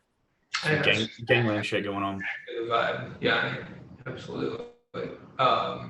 Should we reconnoiter Do you the have tavern? knowledge local, or I do, yeah. give me a knowledge local check. Natural 20. Okay. Yeah, this is pretty obviously a thieves mark to say this is a protected establishment. So you think that at some point that guild protected this bar, but that it was scratched out either means someone is trying to piss them off, or someone has, if what the guard said is true and that the paws are, knocked out, then maybe they're just trying to add insult to injury and say that, their protection isn't needed anymore. Is this place a bar? Yeah. Should we go in and ruffle some feathers? Are we still before we head down to the mine? That air's so close down there. Totally. Let's go and have around and talk to the tavern keeper. The gentry. Hey, we're your travelers. Find yourself in a tavern. All right. I used to be an adventurer. You head in, and a middle-aged auburn hair woman with a little bit of gray coming in, portly but still energetic, sees a group of you walk in and says, "Sit anywhere. I'll be right over." We find is it a well-lit room? I mean, as well lit as a medieval tavern is. It's not, not this well lit, but it's not like 2 candles in an auditorium or anything. Gotcha. Candelabra, a couple of oil lamps, hearth with a fire in it. Cool. Corner booth close to the hearth. Nice. Yeah. Well. I'm sitting next to you. Yeah. She comes over. Yeah. So after maybe a minute or two, she comes over and she says, "Hi, Huns. Oh, out of towners. I'm Midge. Is there anything I can get you fellas tonight?" Round of ale for the group. No, you guys having a flaming mo? Hey. I'll take a snifter of brandy. What is your largest tanker?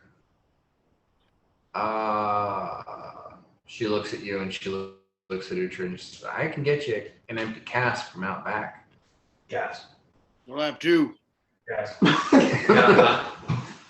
Yeah, Mitch. Okay. Your finest house ale and lots of it, please. Okay. Sure. I would like a cup of ginger tea, please. You'll have another table. Okay.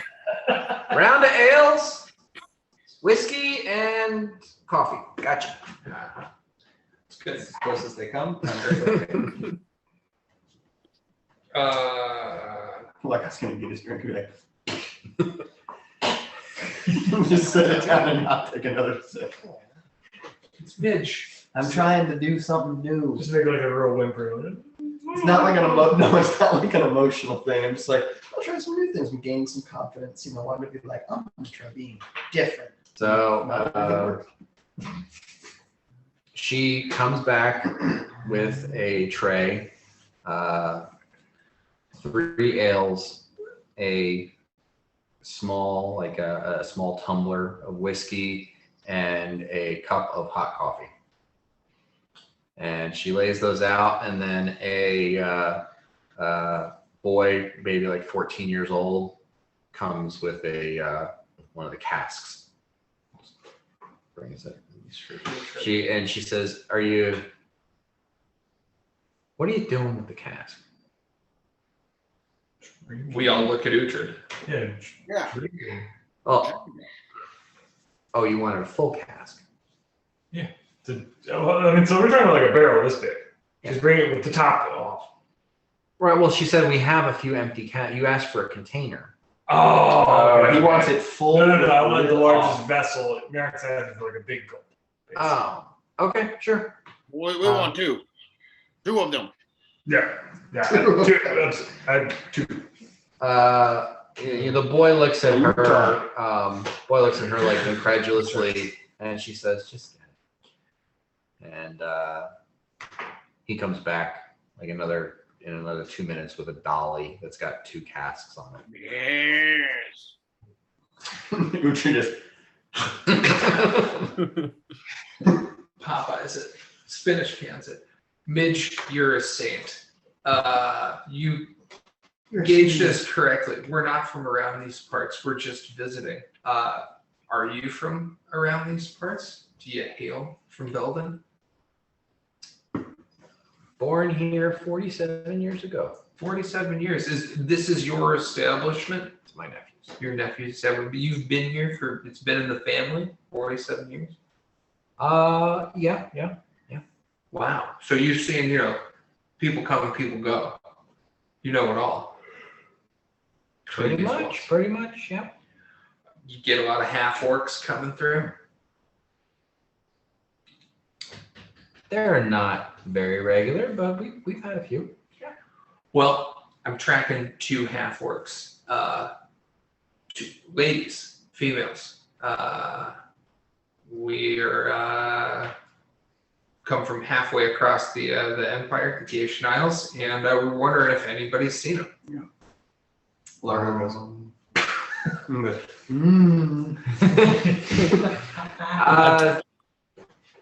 I just take the whiskey and dump it in my coffee. I see Largo struggling. I'm like, here you go, buddy. I was like, half-orc women. Do you have anything a little bit more? I'm told they go by the names Lucia and Margaret. Oh, Margaret. I love how I tell you guys names and literally 20 minutes later, gone. And some of you write them down. I wrote oh yeah, I wrote phonetically. Lucia? I got Lucia and Margaret. Margaret. Lucia and Margaret.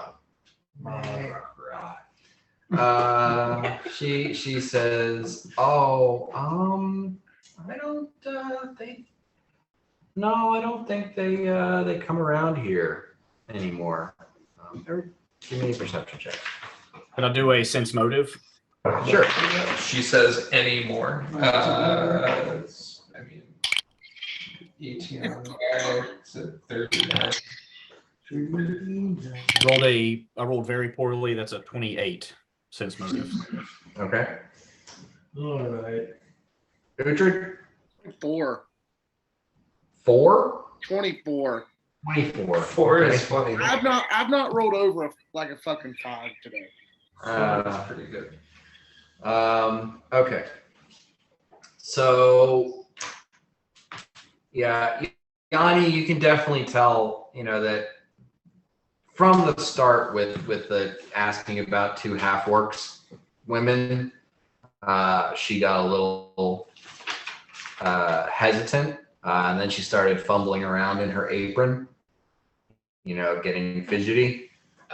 And Bort, you heard a snap or a crack noise from something in the pocket of her apron. She's doing something. She called somebody.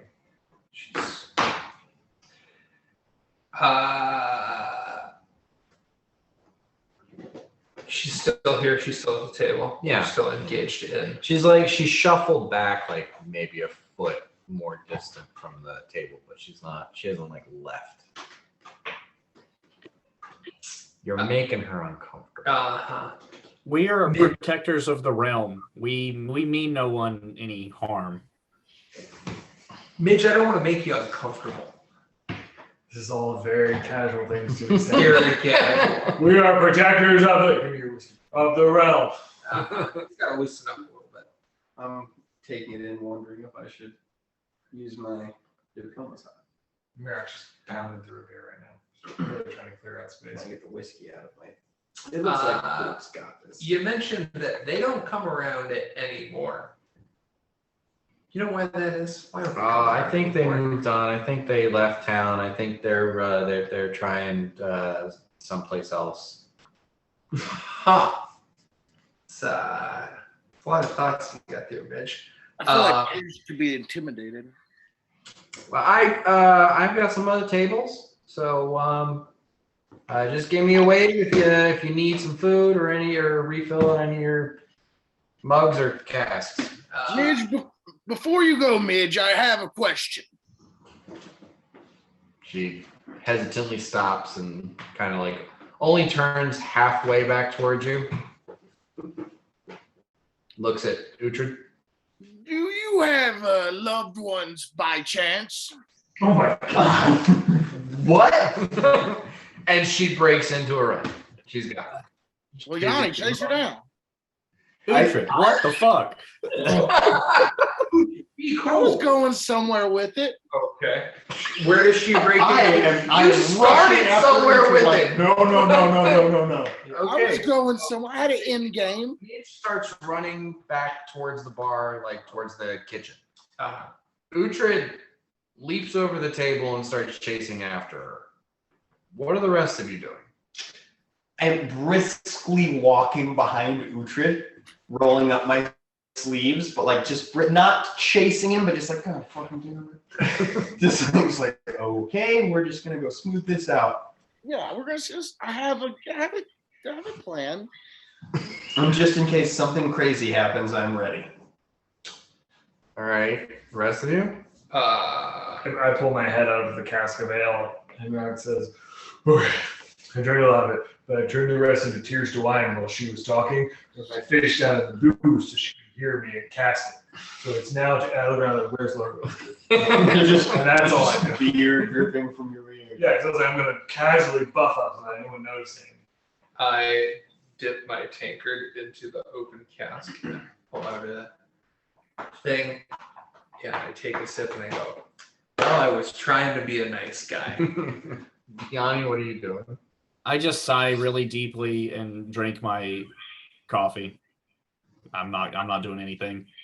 I feel like I'm just gonna make a bad situation worse. All right, so she goes into the kitchen, runs through the kitchen, out the back door into the alley, and by that point, Uhtred, you are like on top of her, All right, faster than she is. I'm on top of her and what? Of worms. What? I say. Did I grab her or am I yelling at her? I don't know. Like Oh, she's running away from you. She's She's the not gonna Portland stop Tavern running keeper. away from you. I'm yelling. I believe I've been misunderstood. Stop. Miss? And can I yell that intimidatingly? Would that help? No. You can do whatever you want, man. Yeah. I just wanted to stop. I don't have anything else to make her stop except, just. And yeah, intimidate is a skill that you can use to make people do what you want them to do. All right. Well, we're going to intimidate this lady. Oh, now you're starting. Do it. Ooh, yes, a 19 on the die. You would have needed like a 2, maybe. The Portland Tavern keeper? Yeah, she's 47. It's been her heart for generations. 37. Remember that she was 47, but you can't remember your sister's names. 37? 37. Okay. She like freezes in the alley and starts turning around slowly, just as you feel something slam into the back of your head as the barman cracks you over the back with an axe handle. Oh, big deal. But it doesn't hurt you, no, because you're a fucking epic level barbarian. Son of Uhtred. So you just I, you feel it. It happened, but I get smacked, and I'm like, ah, and I'm like, hey lady, hold on. And I explained to her that the ugly orcish fella in our group has been taken away from his sisters, and we are trying to find them. That's why I asked if you had any loved ones. This is where Largo enters the scene. Do I hear him say that? You come into the scene as you hear him exclaiming that this woman is white as a sheet, trembling in a dark alley. The barman is standing behind Uhtred with a broken stick. Yeah. And just kind of and this is the scene that you come upon. Okay, fucking calm emotions. So I say, the most important part is that you believe in yourself. and try to calm the emotions in the area. So we are looking at a BC of 26. All right. Well, neither one of them rolled natural 20s. All right. So the level 3 barman and the level 4 barmaid. Yep. Not even character levels. Commoner levels, yeah. Yep. Okay. And then I'm gonna roll a diplomacy. I think I've got things under control. You do not. So with a diplomacy of 60, I say, it seems as though us mentioning the names of our compatriots long lost, and then I look at them both and I say, I stress long lost and unknown sisters has caused some discomfort. Our large, middling large, but very wide dwarven friend seems to have made the situation worse. We have no affiliation, nor any will, ill or otherwise, towards aforementioned female half-orcs. We wish only to glean information about them. It seems as though they hold some sway here. It is not our desire to learn anything more about that. I only wish to calm your emotions, and then I snicker to myself, and let us all go back inside. There is no threat here. We are not threatening you. This has been misconstrued, and my dwarven friend seems to have spoken out of line, and for that, we all apologize. If we could go back to our table, we need not speak to anyone in here again. Again, I just apologize. Let's all go back inside. And speak out of line. We learned enough by your reactions, and we apologize for bringing up the names. It was not our desire to stir any sort of negative emotion.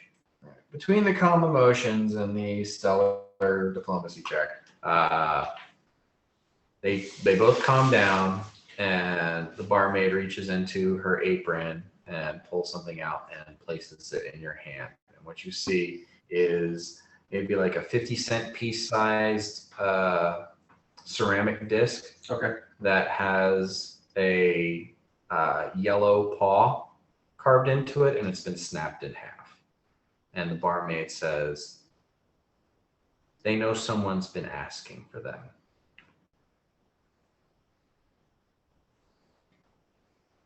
And then she just walks back into the bar.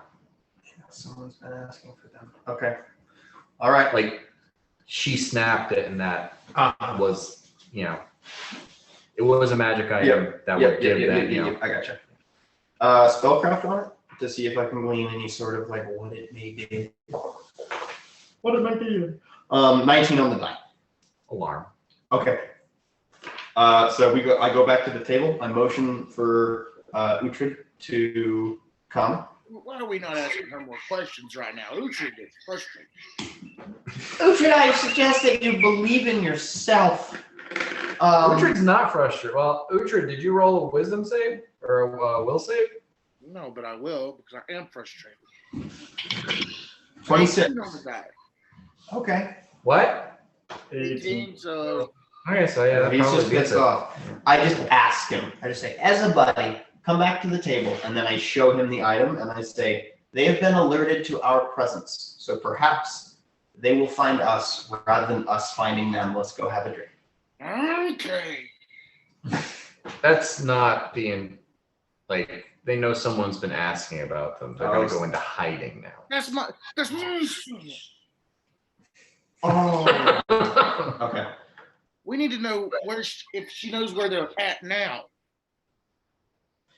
I mean, that's a good question, but we should we shouldn't ask that question here. We should look for another symbol. This is what Largo thinks when he gets back to the table. He explains to everyone kind of what happened, what went on, shows them the magic item, and says that maybe we should go to another establishment that has the paw on it and ask some more questions based on the information we've gleaned about your I bet they're sisters. hiding. Yeah, I mean, what information are we trying to get? If they're hiding or not, I guess they might be hiding. They're hiding. But people know that they would go to the mine. It would seem to me.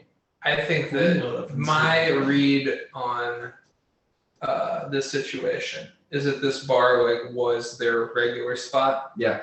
And then they've sort of fallen out of, off the top of the heap, but they still have like an ally in the ownership of this bar. Yeah. Who is like maybe looking out for them. And I don't think, yeah. So I mean, we could go to the mine. I'm just thinking like we knew they were in the mine when we came here, and then she broke the alarm thing that would suggest that they go into hiding. Are we to assume that they just go further into the mine? May Uhtred address the table? Go on. It seems to me that a group of our great stature could simply diplomacy check her or interrogate to get the answers we seek as to where their hideout may be as of this moment. And we have a monk friend that is faster than lightning. Yeah. Yeah, sounds kind of mean to me, but It is a way of means. Uhtred, I'm gonna need you to take about 20-30% off the top. All right, first of all. Second of all, you're not wrong. Okay. We can ask her some questions. She doesn't have to tell us anything though. No, she will. Excuse me, Miss Lady. Hi, I'm Yanni. Not Couple you. questions. Yanni, your mother. It looks like these guys, have been getting some protection money from you. When do they come collect? Have they missed any, or is it typically the same person? Do you meet somewhere? Can we signal a meeting? Is there any useful information we can get from you to help facilitate a meeting? Also, do you have any loved ones? Yeah, just also this coming out of like a corner booth. Do you have any like jalapeno poppers? She says they haven't been around in a few weeks. It was more of an understanding as opposed to a protection money thing. We weren't going to be in their crosshairs so long as they could, carry out some of their business here. It doesn't help for a small business like ours to make waves with a crime syndicate, so we just kind of let things slide. Fair enough. Bort, pay the lady. Let's go to some mines. Yeah. I give her. What do we owe you for beverages, Mitch? For the 2 casks, 3 ales, coffee and a whiskey. That's 8 silver, 9 copper. Give her a gold piece. Say thank you for your trouble. Uhtred, don't forget your cask, bud. Road soda. We're not. Mitch, you have a lovely establishment here. As a tavern keeper myself, I value a well-lit and welcoming space with a nice hearth. Perhaps we'll be able to discuss business sometime. Sure. Sorry to have startled you. This is a drastic and disparate series of questions and conversations. Oh, absolutely. You have This is not following a single path of. Oh no. So. No. Wasn't that no chaos? And I did apologize for startling her. Raccoon thieves. Well, let's head to the mines. We freak Midge out. This is our way. Uh-huh. That was like a real classic Roses Are Red bar situation. Oh no. We just came here for kebabs and food and everything. Oh dear. Well, it's still standing. It didn't burn to the ground. And look around, no one's dead. I didn't acquire it yet. Yeah. That's as we're heading out near our kind of elbows view, and it points down a little like thieves camp. in the jam. Mhm. Do you want me to fix that? By the way, Okay, cool. we're new in town. We're just visiting. I don't know what's going on. Cool. Okay. Okay. Let's head towards the mines. Hello. Let's be chilling. Let's be chill. Like, Yeah. Let's head into the mines. it sounds like my sisters have like a thing going on here. I don't want to. Something's going on. You know, they've got their own balls on the field here. They've got their own game afoot. I don't know exactly what's going on, but you'll be able to ask them. So yeah. I'm sure they'll appreciate the fact that their brother killed the leader of the Titan Guild. Yeah. So that could go a long ways. Mm-hmm.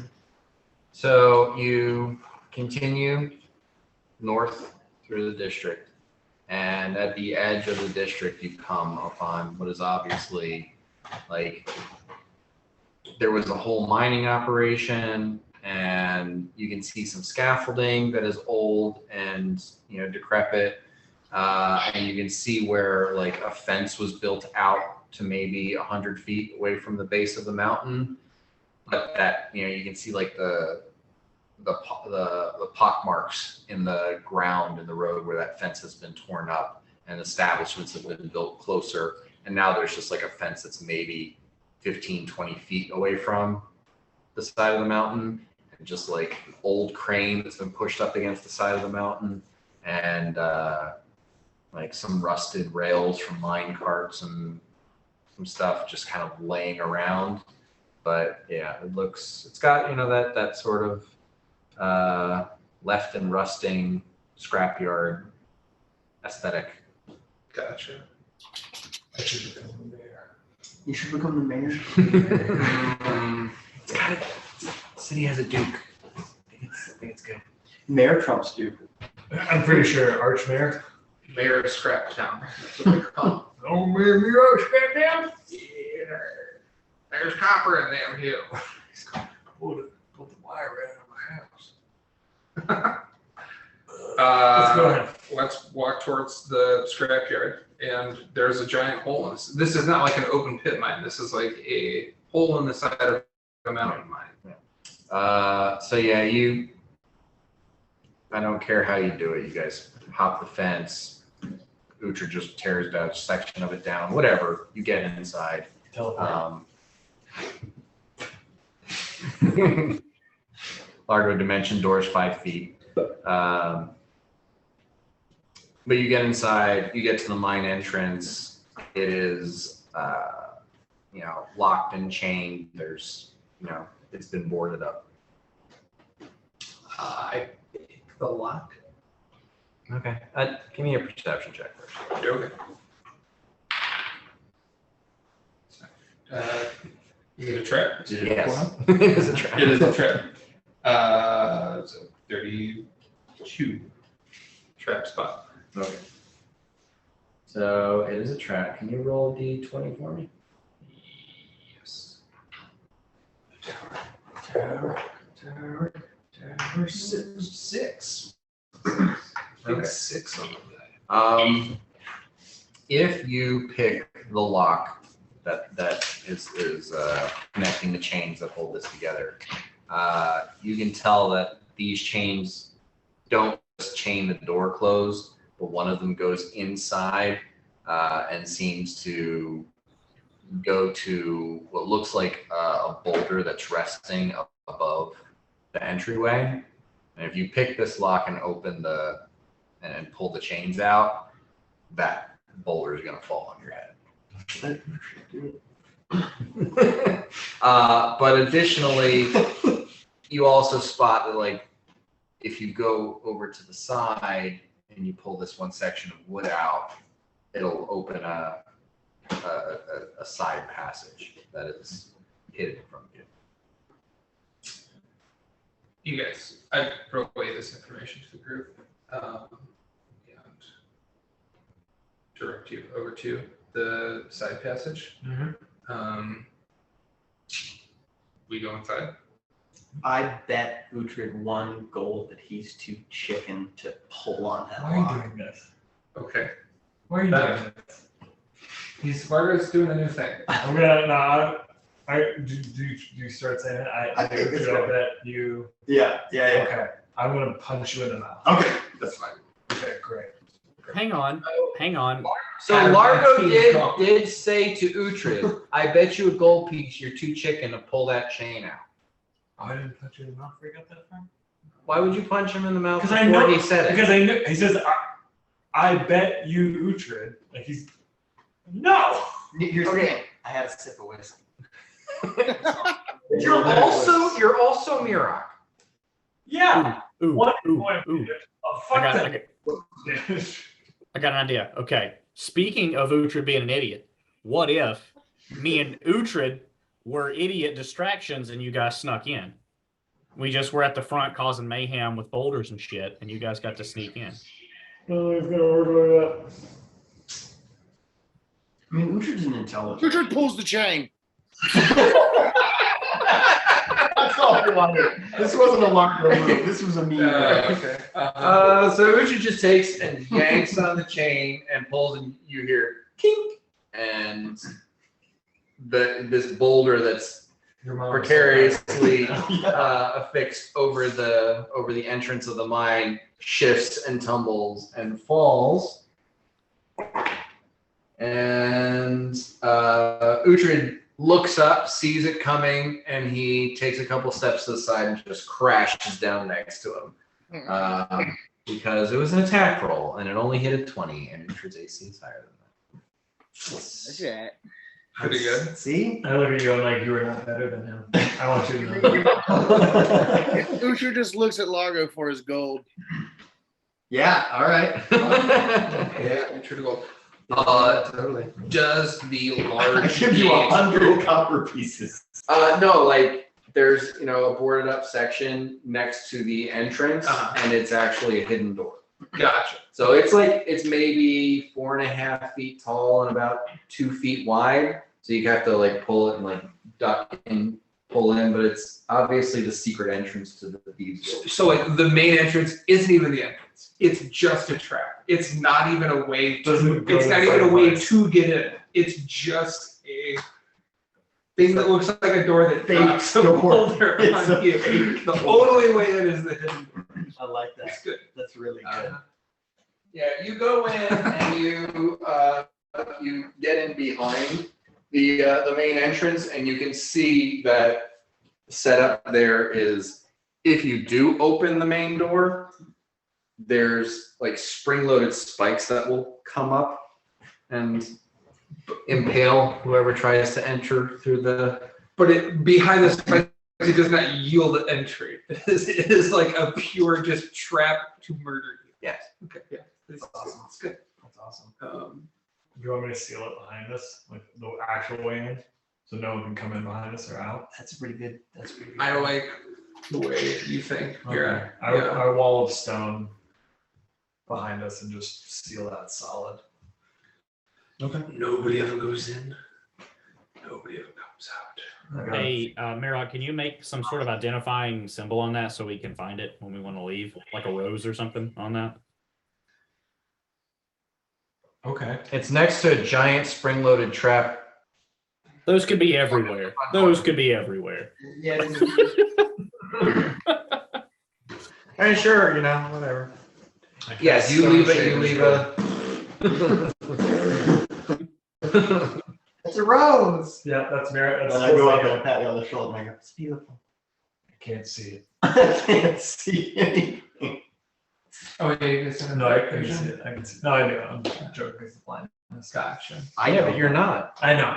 That's why. It's a joke. My I- character is usually blind most of the time. You like that coconut? It's fine. It tastes like cereal water. Like when you're done eating your cereal and the milk that's left behind is like a sugary milk. It's like that. It doesn't taste like that to me. Okay, so you are in the entryway tunnel of this mine. You can see that it goes deeper in, and then there seems to be a fork, maybe about 50 feet down. I think you should definitely take the lead, Bort. I'm I taking will the lead. Also have to go near the front. Behind you. Cool. I would like to use a charge of my wand of see invisible. How long does the charge last for? It's minutes. I think like 10 minutes per level. Great. What level spell is it? Second level spell. So we could Blessing of Fervor to double that? I haven't done it in a while. You can't meta magic a spell out of a wand. Okay. So no. I hop in the Baby Bjorn and reduce. Cool. Thank you. Battle Bjorn. It's done. And I'm just looking up at you, just beaming. I can't see that. Yeah. You're just like staring at like the back quadrant of my skull. So we approach a fork in the tunnel. OF fork or A fork. Can I roll a perception check too? Yeah, I mean, as you're going down this corridor, you see that there is a tripwire, and the ceiling will fall if you hit the tripwire. I make the group aware of the tripwire. I use. Why don't I use the what I have here? His adventure bag. Use some like a chalk, and I just sort of do like a big chalk kind of like smiley face next to the tripwire. Yeah, the orcish smile next to the thing, smiley. We keep going. We approach the fork in the tunnel. What do I hear? I think it's the refrigerator. It's a ice maker. Okay. There's no ice maker. It's just the compressor. Mirak, you're a big tunnel Probably guy. for the freezer, but yeah. You're a mine man. What's up with forks and tunnels? Which way does your dwarven tunnel sense? Getting to the fork, you look down the two forks, and the one on the right, you can see that there is a pressure plate on the ground, a couple of them further up, that will trigger something that you can't quite see what it might trigger. And on the left, taking a look around, you notice that there's like something drawn on the wall. What's your idea, Mirak? Airwalk. Over the pressure plates? Yeah. Not a bad idea. It's a great idea. I kind of want to see what's on the wall. Yeah, I think that's totally fine. And if we're airwalking, less likely we will fuck something up. So wait, to the left are the pressure plates, to the right is the drawing on the wall. The other way around. Okay. To the right are the pressure plates, to the left is the drawing on the wall. Yeah. And the drawing on the wall is just a little ways down the corridor. Yeah. Say, hey, wait here, guys. There's some pressure plates on the ground. I'm gonna go look at this drawing. Hold on 1 second. Okay. I cast Airwalk Communal, so you can walk on air for the next 30 minutes. Great. Wait, remember when we read all those books that exploded? Maybe you shouldn't go look at that. Ooh, that's a really good point. I mean, Is it a drawing on the wall? Well, a drawing, I guess, could still do it. I mean, he can just tell like there's something. It's, you know, you're looking at it from the side, Right. so it's maybe about this big. Some kind of drawing or symbol or writing or something. It's my arcane sight. Oh, it's magic. It's definitely magic. Okay. Can I do a knowledge arcana on it? Good spellcraft check. Spellcraft check. Even better.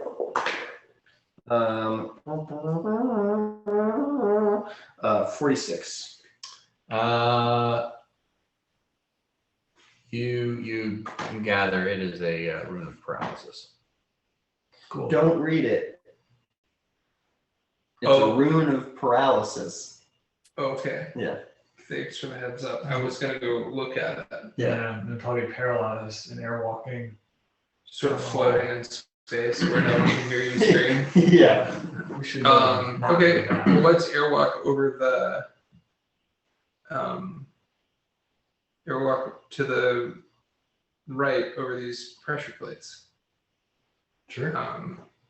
As we airwalk over them, I draw a smiley face next to each of them, not triggering them. With my sticker chart. Nice. Like I was Smiley. here and I'm your brother and I'm higher level than you. Yeah, you get down towards the end of the corridor and you see that there's a section of the wall that's got a bunch of holes in it. And you figure if you stepped on one of those pressure plates, it would have fired like arrows or darts or something. So at the end of the corridor, the tunnel turns to the left. And you look down this tunnel, and it looks like it comes to a T intersection at about 30 feet. And there is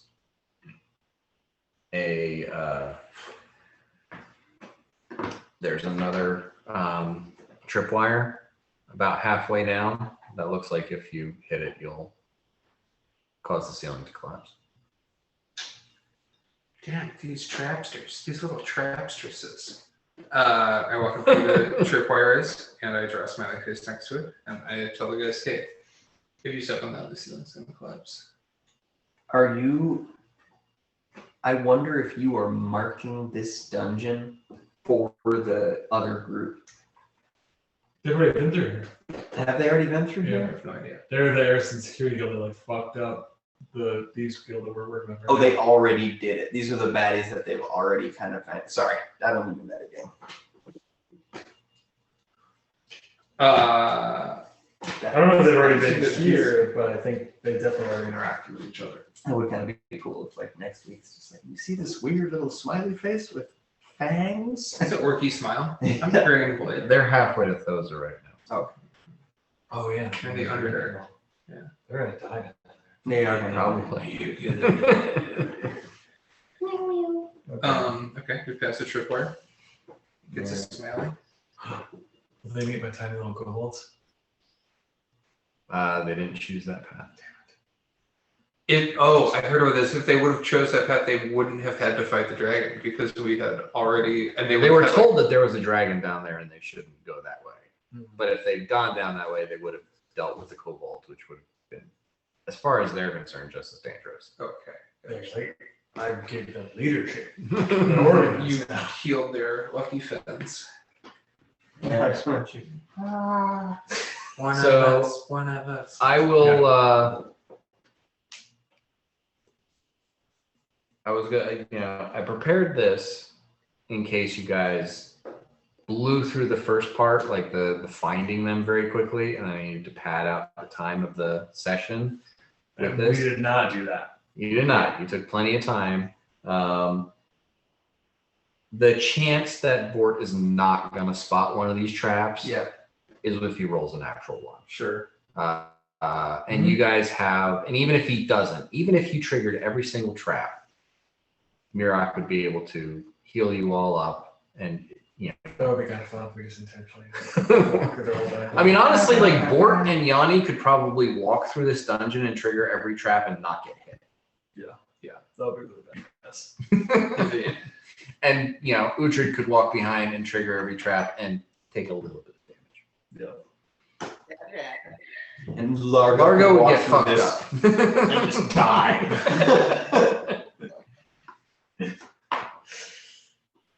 Largo would have a bad day. But yeah, you guys proceed through this dungeon, trap after trap after trap. And I don't know, lots of smiley faces. I don't know if Bort is, proud of his family lineage, seeing the trappening. The trappening. Yeah. Trap god. These trap queens. Yeah, trap queens, dude. They are trap queens. That's huge. But eventually you do come to a door. And the door is locked and trapped. Am I able to discern the nature of the trap? Give me a perception check. This is trap spot. That is a 43. Okay. So if you step on the pressure plate in front of the door, something's going to come out of the wall. Gotcha. If you unlock the door without holding down a flange on the door jamb, looks like something's probably going to spray out of the ceiling at you. And you see something underneath the door that when it opens up, it's going to hit that, and there's probably something behind the door that's going to do a thing. Yeah. So no matter what you do opening store, it's going to do something? I think that the one thing is... Well, he's got a disable device. He's just got to disable 3 different devices and then disable the lock on the door. Yeah. He perceived all of the traps that are on the door. So I am able to disable all of them because I know that they exist. Yeah. You're able to attempt to disable. Yeah. It's 4 disable device rolls. Yeah. Do you want me to roll them sequentially or can I? I mean, like I said, you're gonna have to roll a natural 1, and then you still might succeed. Let's find it. What is your bonus to disable device? I mean, it's not, but my bonus is 32. Okay. Did you roll any ones? No. Okay. One of those traps, if you roll the 1, you still would have succeeded. Okay. Reasonable. But yeah, no, you disable all the traps, you unlock the door. Okay. I walk through the door. You guys, there's traps. I do some smileys as I walk through. Don't worry, I disabled them. Oh, it's cool. Do the smileys reflect that? Yeah, they do. Give me a perception check. Winky smiley. Just a straight perception check. Yeah, 10 because you drink too strong. Oh dear. Okay. 48. Nice. Okay, you walk through the door and you can see that behind like a dressing curtain, there is a half-orc woman with a crossbow trained on you. And on, out of your peripheral vision, in the corner of the room, on a wardrobe, there's a smaller individual who's like poised and ready with 2 knives to pounce on you. So their ready to action goes off. Okay. And the one shoots you with a crossbow. Okay. Oh wow, that's actually pretty good. Is a 28 going to hit? It's not gonna hit.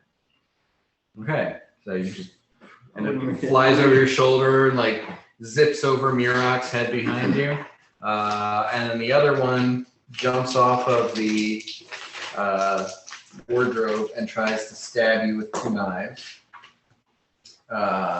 And that is a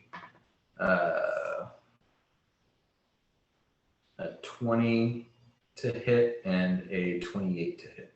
No. Okay.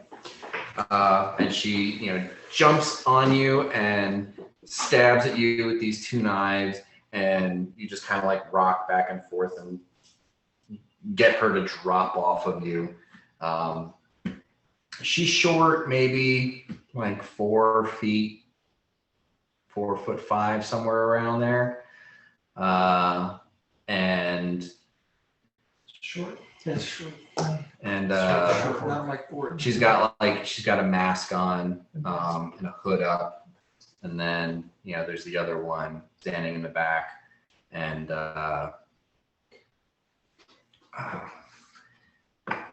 when the one falls off of you, she says something, and I'm pretty sure that only Mirok understands this, because she says it in Infernal. Okay. She says, shit, sis, I think we're fucked. Infernal is like the demon language, or is that abyssal? Devil language. I mean, it's part of the devil language. It's part of Tartan, right? It's like dialect. Yeah, infernal and abyssal are two dialects, the same way as like dwarven and orc are two dialects. I hear her say that, and really quickly, I was like, "You are not fucked. We are friends. He is your kin." Ladies, this may be hard for you to hear. It's me, your brother, Fort.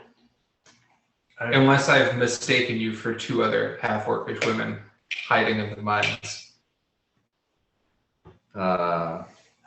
Give me a diplomacy check.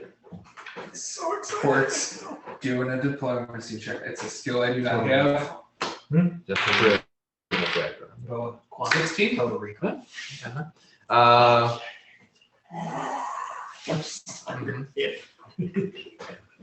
Friends, fear not. The one behind the dressing curtain, pulls like half of her, body out from behind it and says, "We're kin. What relatives do we share?" Our thrice cursed half dog of a father, Omar, may he rot in hell. I don't know if you remember him. Fuck that guy. The other one, pokes you in the leg with their knife and says, "Omar's dead." Oh yeah, he's so fucking dead. Fuck. Dead.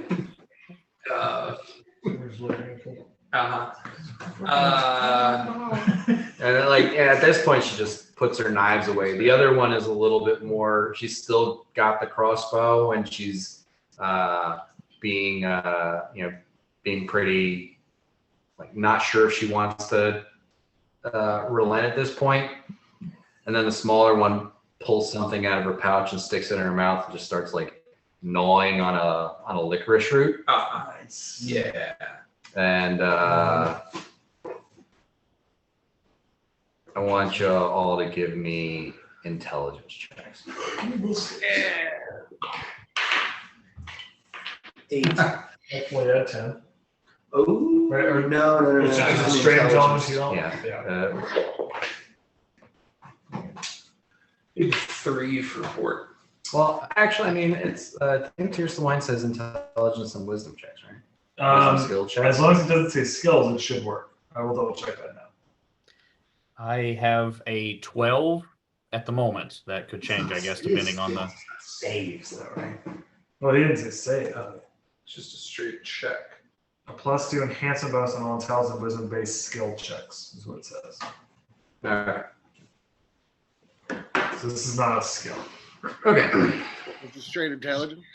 Fuck by the specificity. That's fine. It's okay. I think we've gone over it before. I got a So 15. I got a 15, 19, 8. 8, 3, and Yanni got a what? 12. I'm going to use an actually just so someone's in the 20s. D12. Okay, cool. Actually, you know what? You're the only one that could possibly remember this. Okay. When you fought the Violets Are Blue, there was that one That was chick the with chewing. a mask. I that was chewing when you on said the pieces of licorice, that's what I was raw. thinking. Was it her? Oh, that makes so much sense because you're like, no, it's way too small. I was like, yeah, it could be half or small. Yeah, okay, cool. Chewing on the piece of wine. Yeah, so Yeah, everyone, all the rest of you all forgot that even happened. Yeah. 31, yeah. So she pops that in her mouth and Mira just goes. Well, we fought this chick. The time travelers. She was Oh one. shit! She was the one like your daughter, me, undead me. Yeah. Dakuta, Rosie, and Bork's sister. Wow. The Violets Are Blue.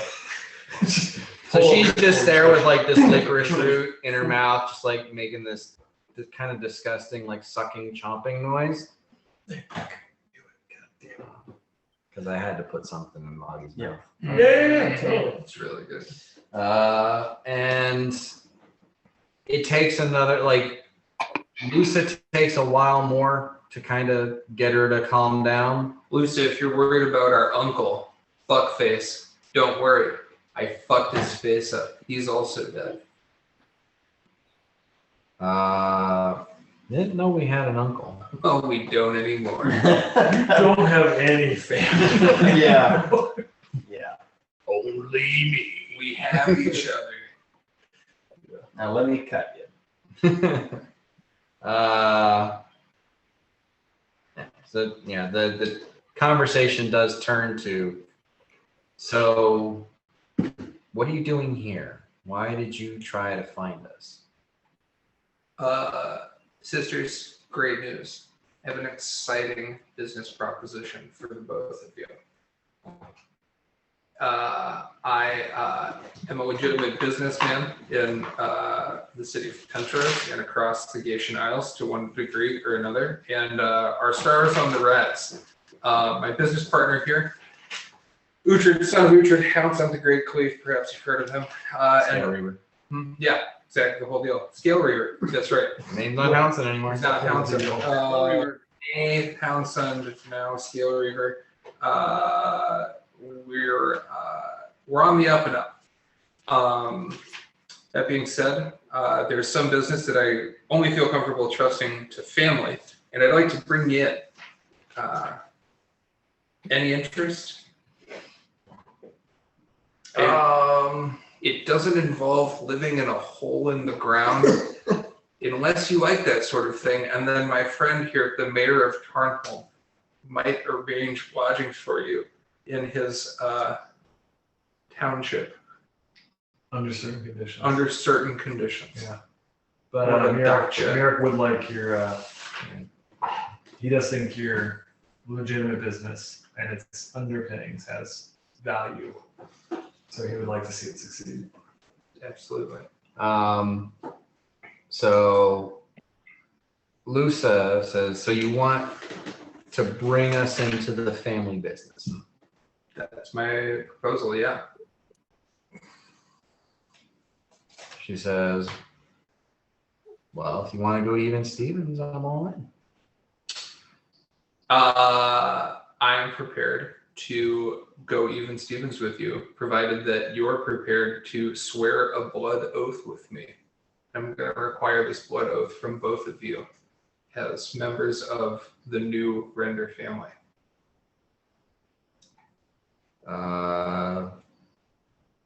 Explain this blood oath.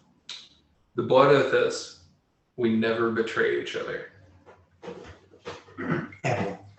Ever. And it's even Stevens with his portion, of course. Don't you fret, Uhtred. Blood oath is.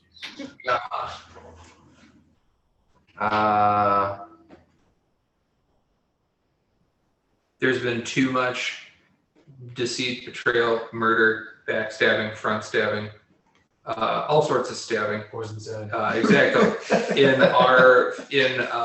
what passed for our family in the past. And you see where that got us. I'd like to turn over a new leaf and make a commitment of familial honesty with you, my new equal business partners. That's how the Royals do it. There you go. Stop killing each other. Mm-hmm.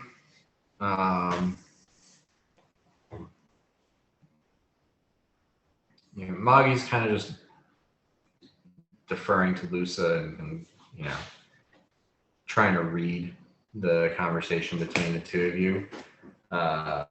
Lusa says, why blood? Blood is what binds a family. And I am in possession of these two sentient demonic swords, which were given to me.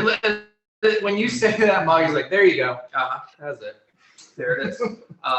Which were bestowed on me by my patron god, Delic. Maybe you've heard of him. I'm in good with this guy. I tap the amulet that I have pinned to my chest. Our success as a family and our success as legitimate business people in the Gatian Isles sort of increases or decreases at Delic's will. And so to make this blood oath of family like valid, we're going to have to do that with these token blades of Delic. So are you in? I offer you, wealth, a place in the world, and a family. And all I need is a promise and some blood. And your undying loyalty. Lucy says, well, the undying loyalty goes both ways. Exactly. That's what I'm talking about. You get it now. Yeah. Moggy says, I don't give a shit about the business. But you put it in writing that the swords are mine when you die, and I'm in.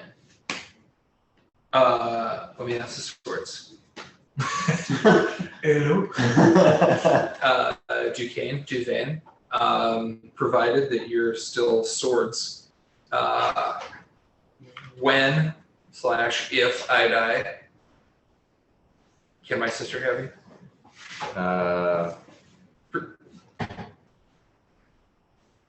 I guess Duquesne's the first to answer and says, I'd like to meet her first. Well, get ready, because if, give me a tentative yes. If she's capable of handling us. I like that. I like what you're doing there. I say is it Margaret that asked this? Yeah. Figure? Margaret. I've got a definite maybe, provided that you're able to handle these blades. How's that? She pulls one of the knives out of her thing and does like a whole Hell yeah. butterfly knife style thing, and then slides it back into the sheath. She says, oh, I can handle a blade. Okay. Well, You're gonna be trudging through the underworld for like 100 years. can't wait. Margaret's in. Lusa? So, well, if she's not interested in the business, then it's 50-50 you and me. I like what I'm hearing. I like the way you think. This is gonna go places, okay? You keep making deals like that, big things. Girls, let me see both of your palms. The sword still wants to meet. Oh, You gotta put the sword in her hand. Yeah. Like, he's not going to make that deal okay. if she can't hold him. And lots of people can't hold your sword. Oh yeah, that's right. I can't, for example. Cool. Unable. All right, Margaret, Not just because they're too heavy. hold out your but they hand. are. That would be a significant part for sure. Hold this sword. She takes the sword. Say hello to Duquesne. It's almost like as tall as she is. Uh-huh. She moves around a little bit, and she kind of like, and then it shrinks down into a knife. Oh yeah, I could get used to this. She like throws it back to you, and it turns into a rapier before it hits your hand. Awesome. Go one-handed. Cool. I think this is the start of a beautiful relationship. Okay, blood oath time. Hold on. Oh, shit. I couldn't print it out until I had the percentages. Oh, shit. Well, welcome to the demon contract world. They already speak Abyssal. I'm just thinking about I need to figure out why they know that. Aaron, Fine. did you see what I texted you? I have not. It's got a lot of text messages. I'm not checking my phone. I'm checking it now. Yeah, big time. In the purple rain, but it's just like warm blood. I love it. You should. What is that? What are you gonna see if your sisters are gonna help us fight the Taras? They will get creamed. Yeah. We just walked through their whole dungeon. Hey, Even the smallest soldiers can play the biggest parts. The important part is that you believe in yourself. Yeah. Exactly. That you get this college tuition. Now get out there, son. Here's your complimentary Dodge Challenger. What would have happened to the Fellowship if Merry and Pippin had not been there? Well, so That's different. Merry and Pippin were gods amongst men, first of all. They were like the tallest hobbits. Mary and Pippin were securing the casks of pipeweed from Orphanc. What could your sisters be doing for us? Orphanc is the gay schniles and pipeweed is everybody's money. Bort, would your swords gain benefit from cutting me? Should I let you cut me? Is that something that would benefit you?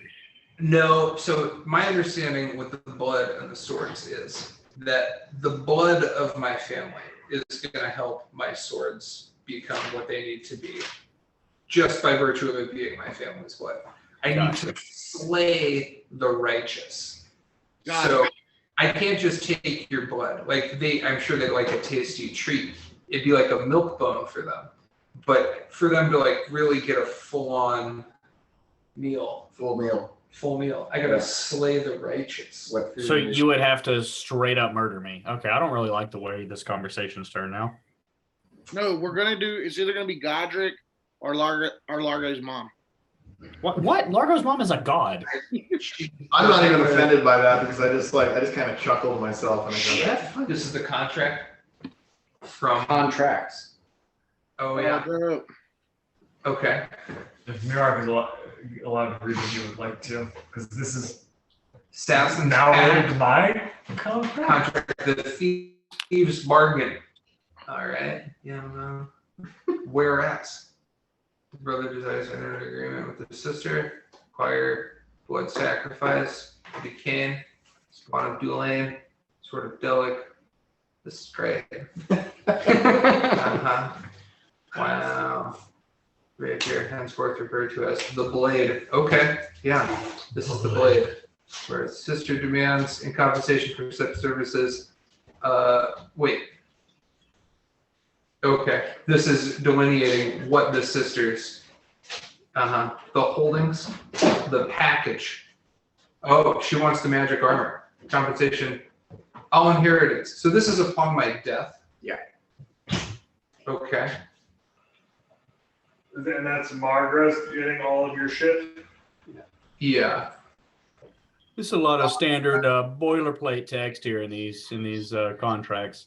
Typical legal jargon. Here's the thing. This is why only family will do.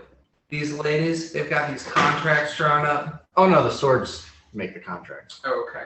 contract. Termination. Contract may be terminated by the brother at any time before the start of the blood sacrifice, or by the sister at any time before the total.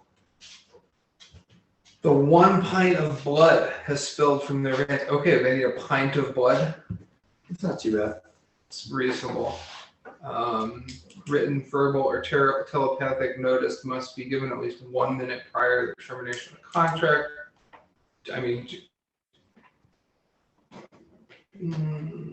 governing. Most of the stuff on the bottom half is just, It's pretty good. boilerplate stuff. But anything interesting is in the first. Oh, yeah. top half. Consideration of the mutual promise and covenants contained herein, the parties agree as follows. Okay, whereas this is, I was supposed to codify. Yeah. One sister wants all my shit that I have, all my earthly possessions, and one sister wants the business. Well, this is just so the 50% deal is only for while I'm living. You know what I'm saying? Yeah. So it's like, while I'm alive, I guess I assume that through sheer force of will and ownership being possession being 9/10 of ownership, that she'll, should I die.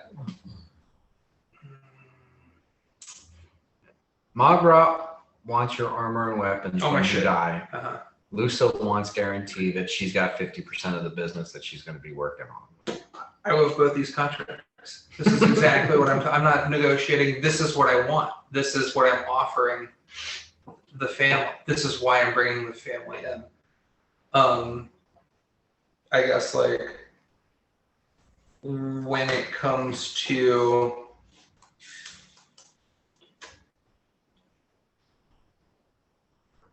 so Lucia is stoked on the business. Margaret doesn't give a fuck about the business. But she is like amicable to being part of the business, provided that she gets my shit in the event of my demise.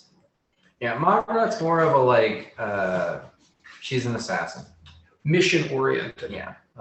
Lusa is more of a business, thieves guild. Managerial. Yeah. Action items. Great. I love this. This is, the planner and the doer. Cool. I'm prepared to sign both of these contracts. I like stone stuff in this photo. Sign them in blood. That's all blurry. And, like your face is like pulled wide. It's just a lining or something. So if I'm allowed Where's to the- punt, Sorry. Board has intelligence. I can write. That just happened? No, but I'm not a dummy anymore. I'm a businessman. You read it. You have the same intelligence as Largo. so what happens if you No, die and Marok revives you? Is that some kind of a legal problem? Well, so here's the thing. This contract is upon my death. As long as you have the rings, you will not die. My sister, I'm perfectly willing. I'm pretty sure it says in the contract the terms of death are like dead and not willing to return to the land of the living. Yep. So it's like, pretty basically the same, same verbiage as in, Alec Tanner. yeah. Like it's in that it wouldn't work if he died and you resurrected him. Yep. This is the same. It's like it doesn't count if you die unless you don't want to be resurrected or can't be resurrected. Or you can sit in your little heart. I mean, is it too late? It's not necessarily too late. I don't know. Maybe like a little, Okay, yeah, you can widen that out. maybe a little tear. Yeah. You feel it. You know, these guild guys on the inside, you can tell it's signs of tear.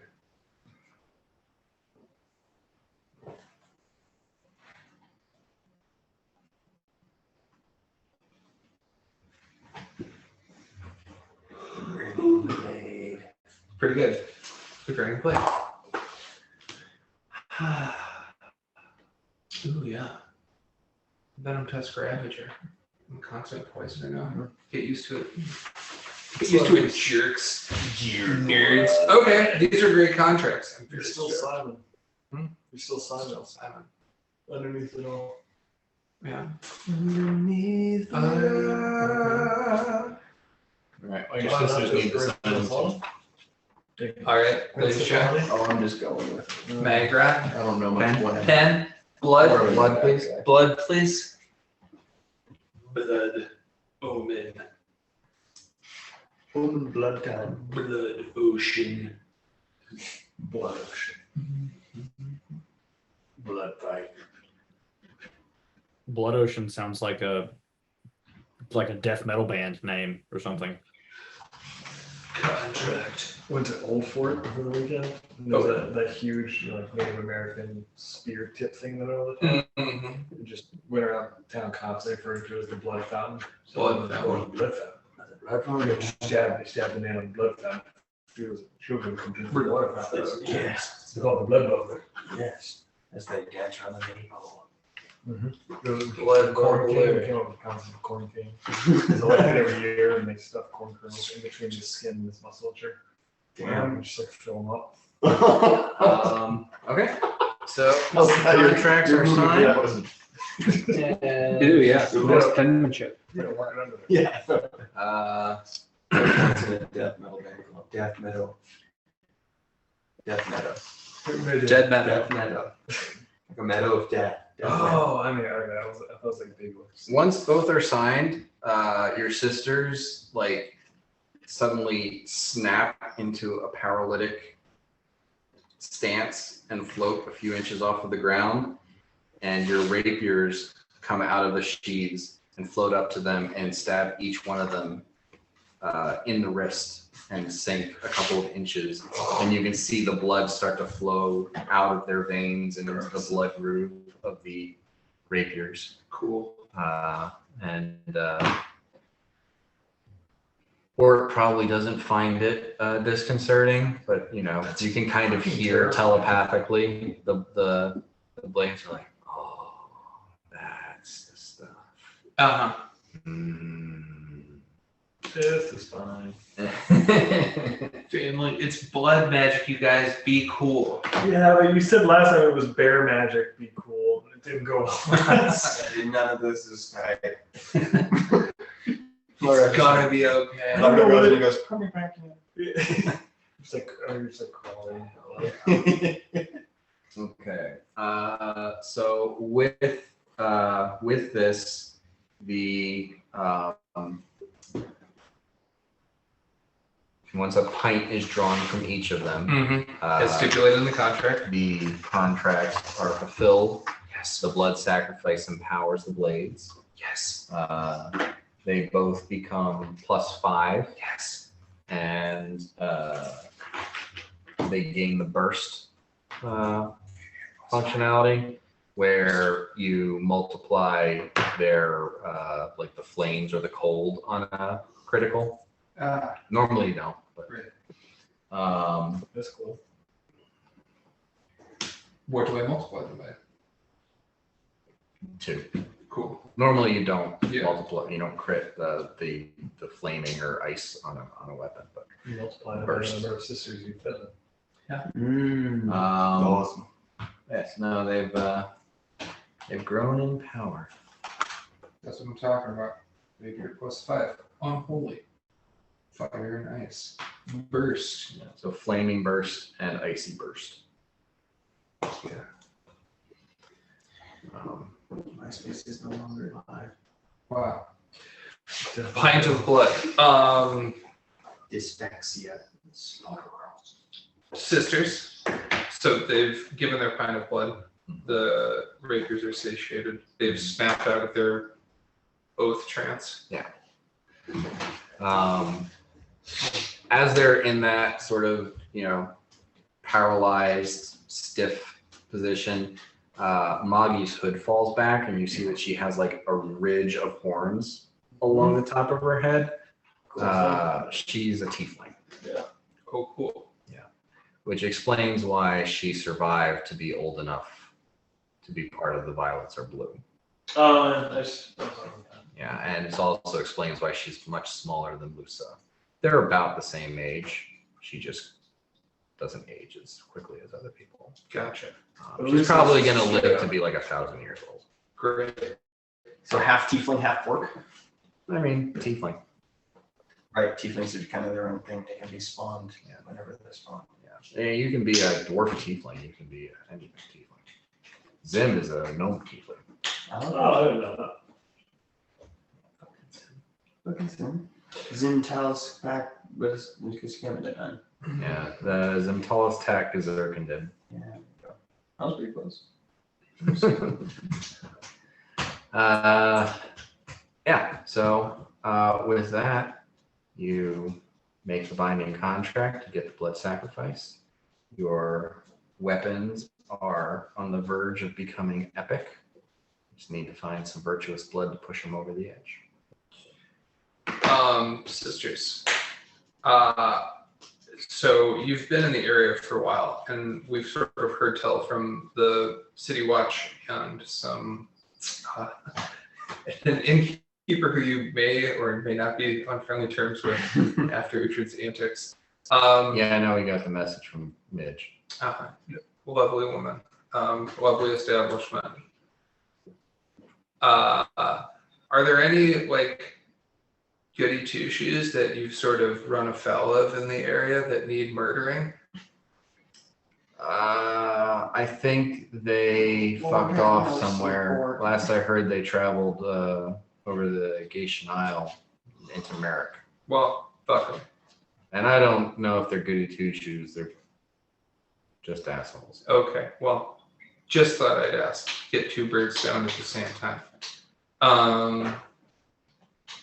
Yeah, the other group is a bunch of murder hobos too. That's the way she goes. You know who's not a murder hobo? This charming hound that travels with us. His name's Otis. He's a paladin. Let him lick your wounds. Literally, he'll heal your blood. Maybe not you, Tiefling.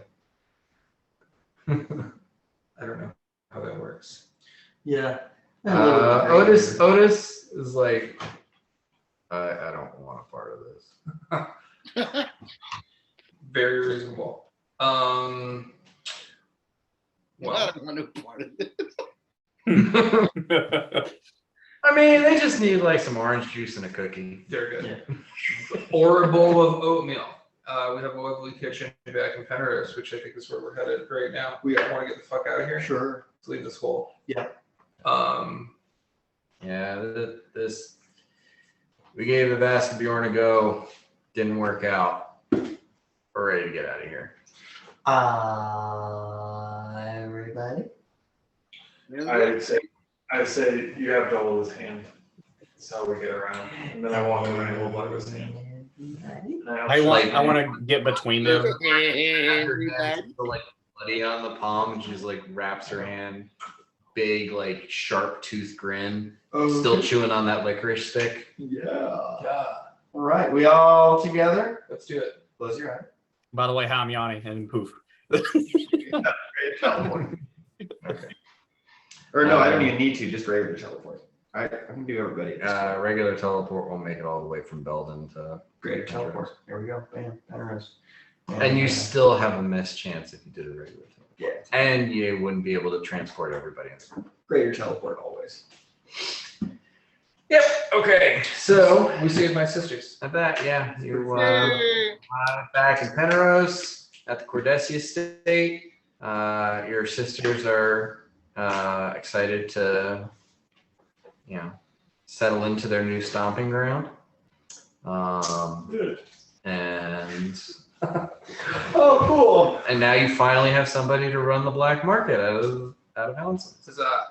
Huzzah. Are you gonna like do like an information thing? What are you thinking? Straight black market. I mean, information and illicit goods. Yeah, and don't worry, we're Run gonna through get. the back of all the establishments. I mean, it's a ready-made network of people to shake down and people to chat up. I like it. I put one more Easter egg, In the contract? in it. You're gonna be a dad, boy. I don't think so. The sword's impregnated you like a seahorse.